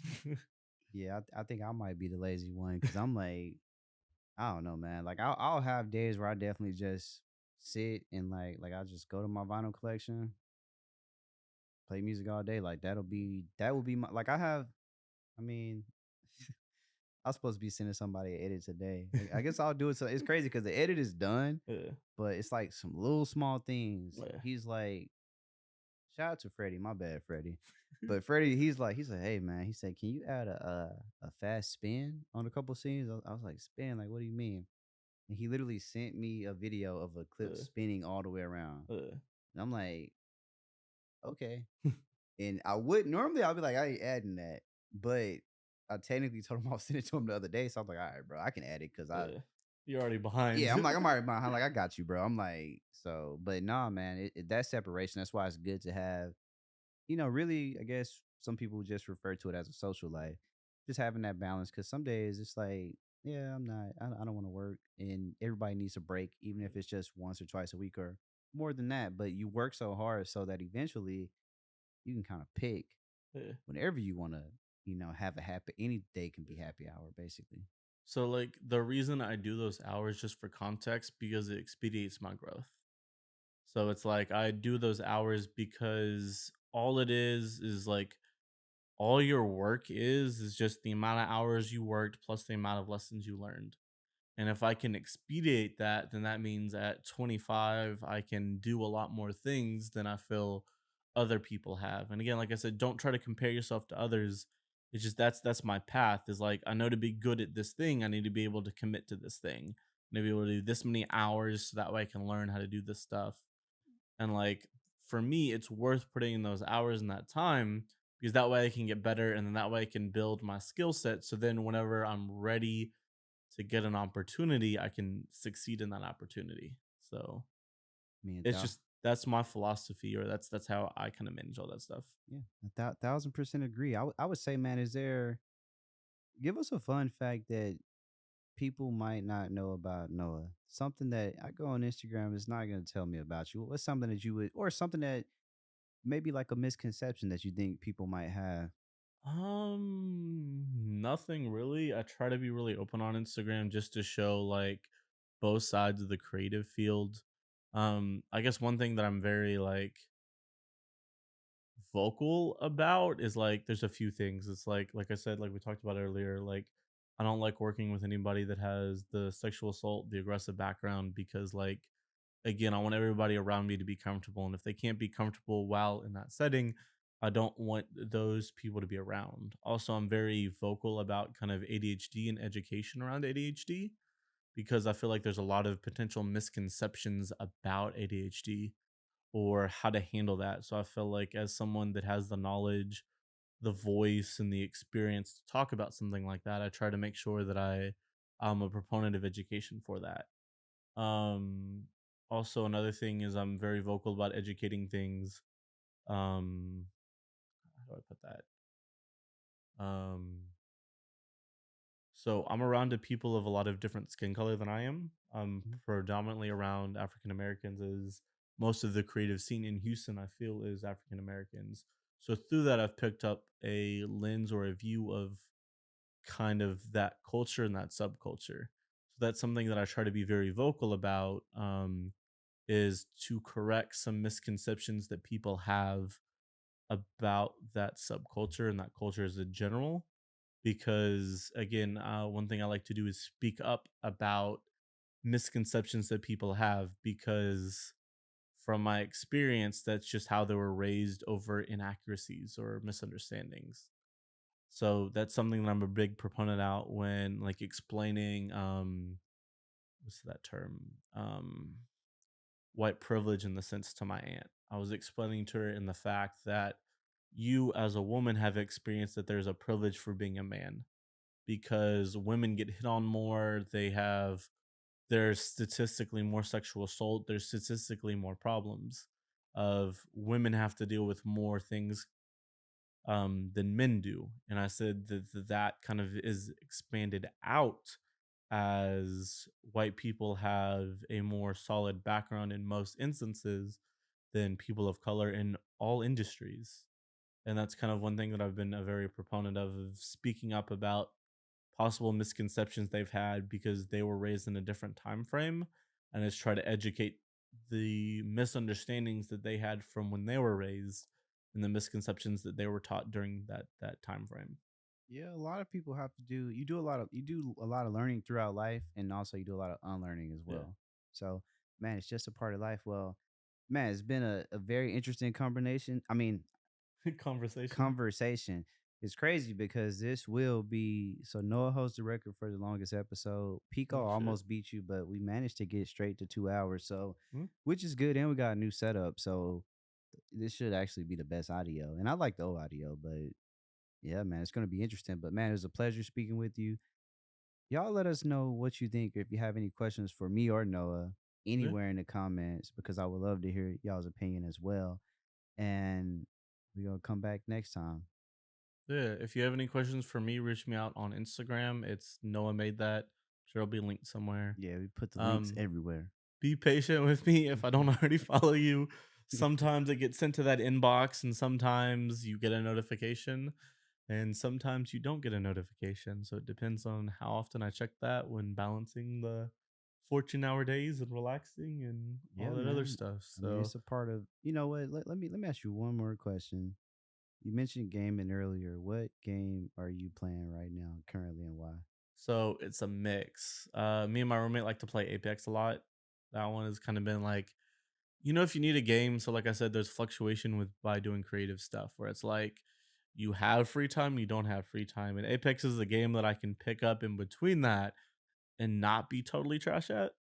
So that is the game I've kind of been going in between. Also doing a lot of Need for Speed, just playing by myself. like, Just is a new one? no, it's been like an old one. It's just like it's Steam sales, like It's crazy, yeah. Cause I that yeah. Steam back category, Yeah, no, that Steam library My be Steam huge. library, I see, my problem is I'll hop on Steam and, they change the sale, like, every Yeah. week, and I'm like, no matter how cheap it is, I don't need this, so I haven't turned on my Steam in, like, 2 weeks, but a lot of people I think y'all know about Steam because even Xbox, PlayStation, everybody's kinda doing their variation Yeah. of it, but it's some gems on Steam, you can get some Uh, cheap games on there. yeah. But yeah, I've been doing that, and then Minecraft every once in a while. Minecraft is kind of like nostalgic for me, where it's just like that's kind of the game I've kind of gone back to. It's just I haven't found anybody to play Minecraft with because when I get to it's early game grind, and then we See, get to the early my game Minecraft didn't grind. even have 2 players. I used to play it on the iPad. Yeah, no, Minecraft same. is that's something everybody I feel like that's a perfect, like to me, it's almost like Tetris, but Yeah, like a more expanded version of yeah. Tetris, like, because you can literally do damn near anything. Yeah. It's like I like experience. That's kind of Minecraft is the game I want to experience with somebody. And I haven't found someone with the same drive as me in that platform. So it's kind of like Especially if you're building literally from the ground up. yeah. So it's like I do all the early game grind stuff, and then the second like the session after we get done with the early game grind, they're like, nah, bro, I don't want to play anymore. It's boring. I'm like, bro, we did everything we I mean, need to it's get it's almost set it's like up. The Sims though. Like, Yeah. it's like a I want to say a less interactive version of The Sims, because to me it has elements of The Sims with Yeah. like the home building and stuff, but The Sims adds in more. Well, it adds in Sims. It's more story. Yeah, which give it that Yeah. yeah, it's like a Sims is kind of like an alternate reality damn Yeah. near. Like Minecraft is kind of the same, but Sims, like, just that whole interaction aspect Yeah. of it with Sims and people. I would think y'all know about Sims, but Sims are Yeah. like basically people in the Sims. They call them Yeah. Sims. Sims. It's interesting, but man, make sure y'all tune in. And make sure y'all follow Noah.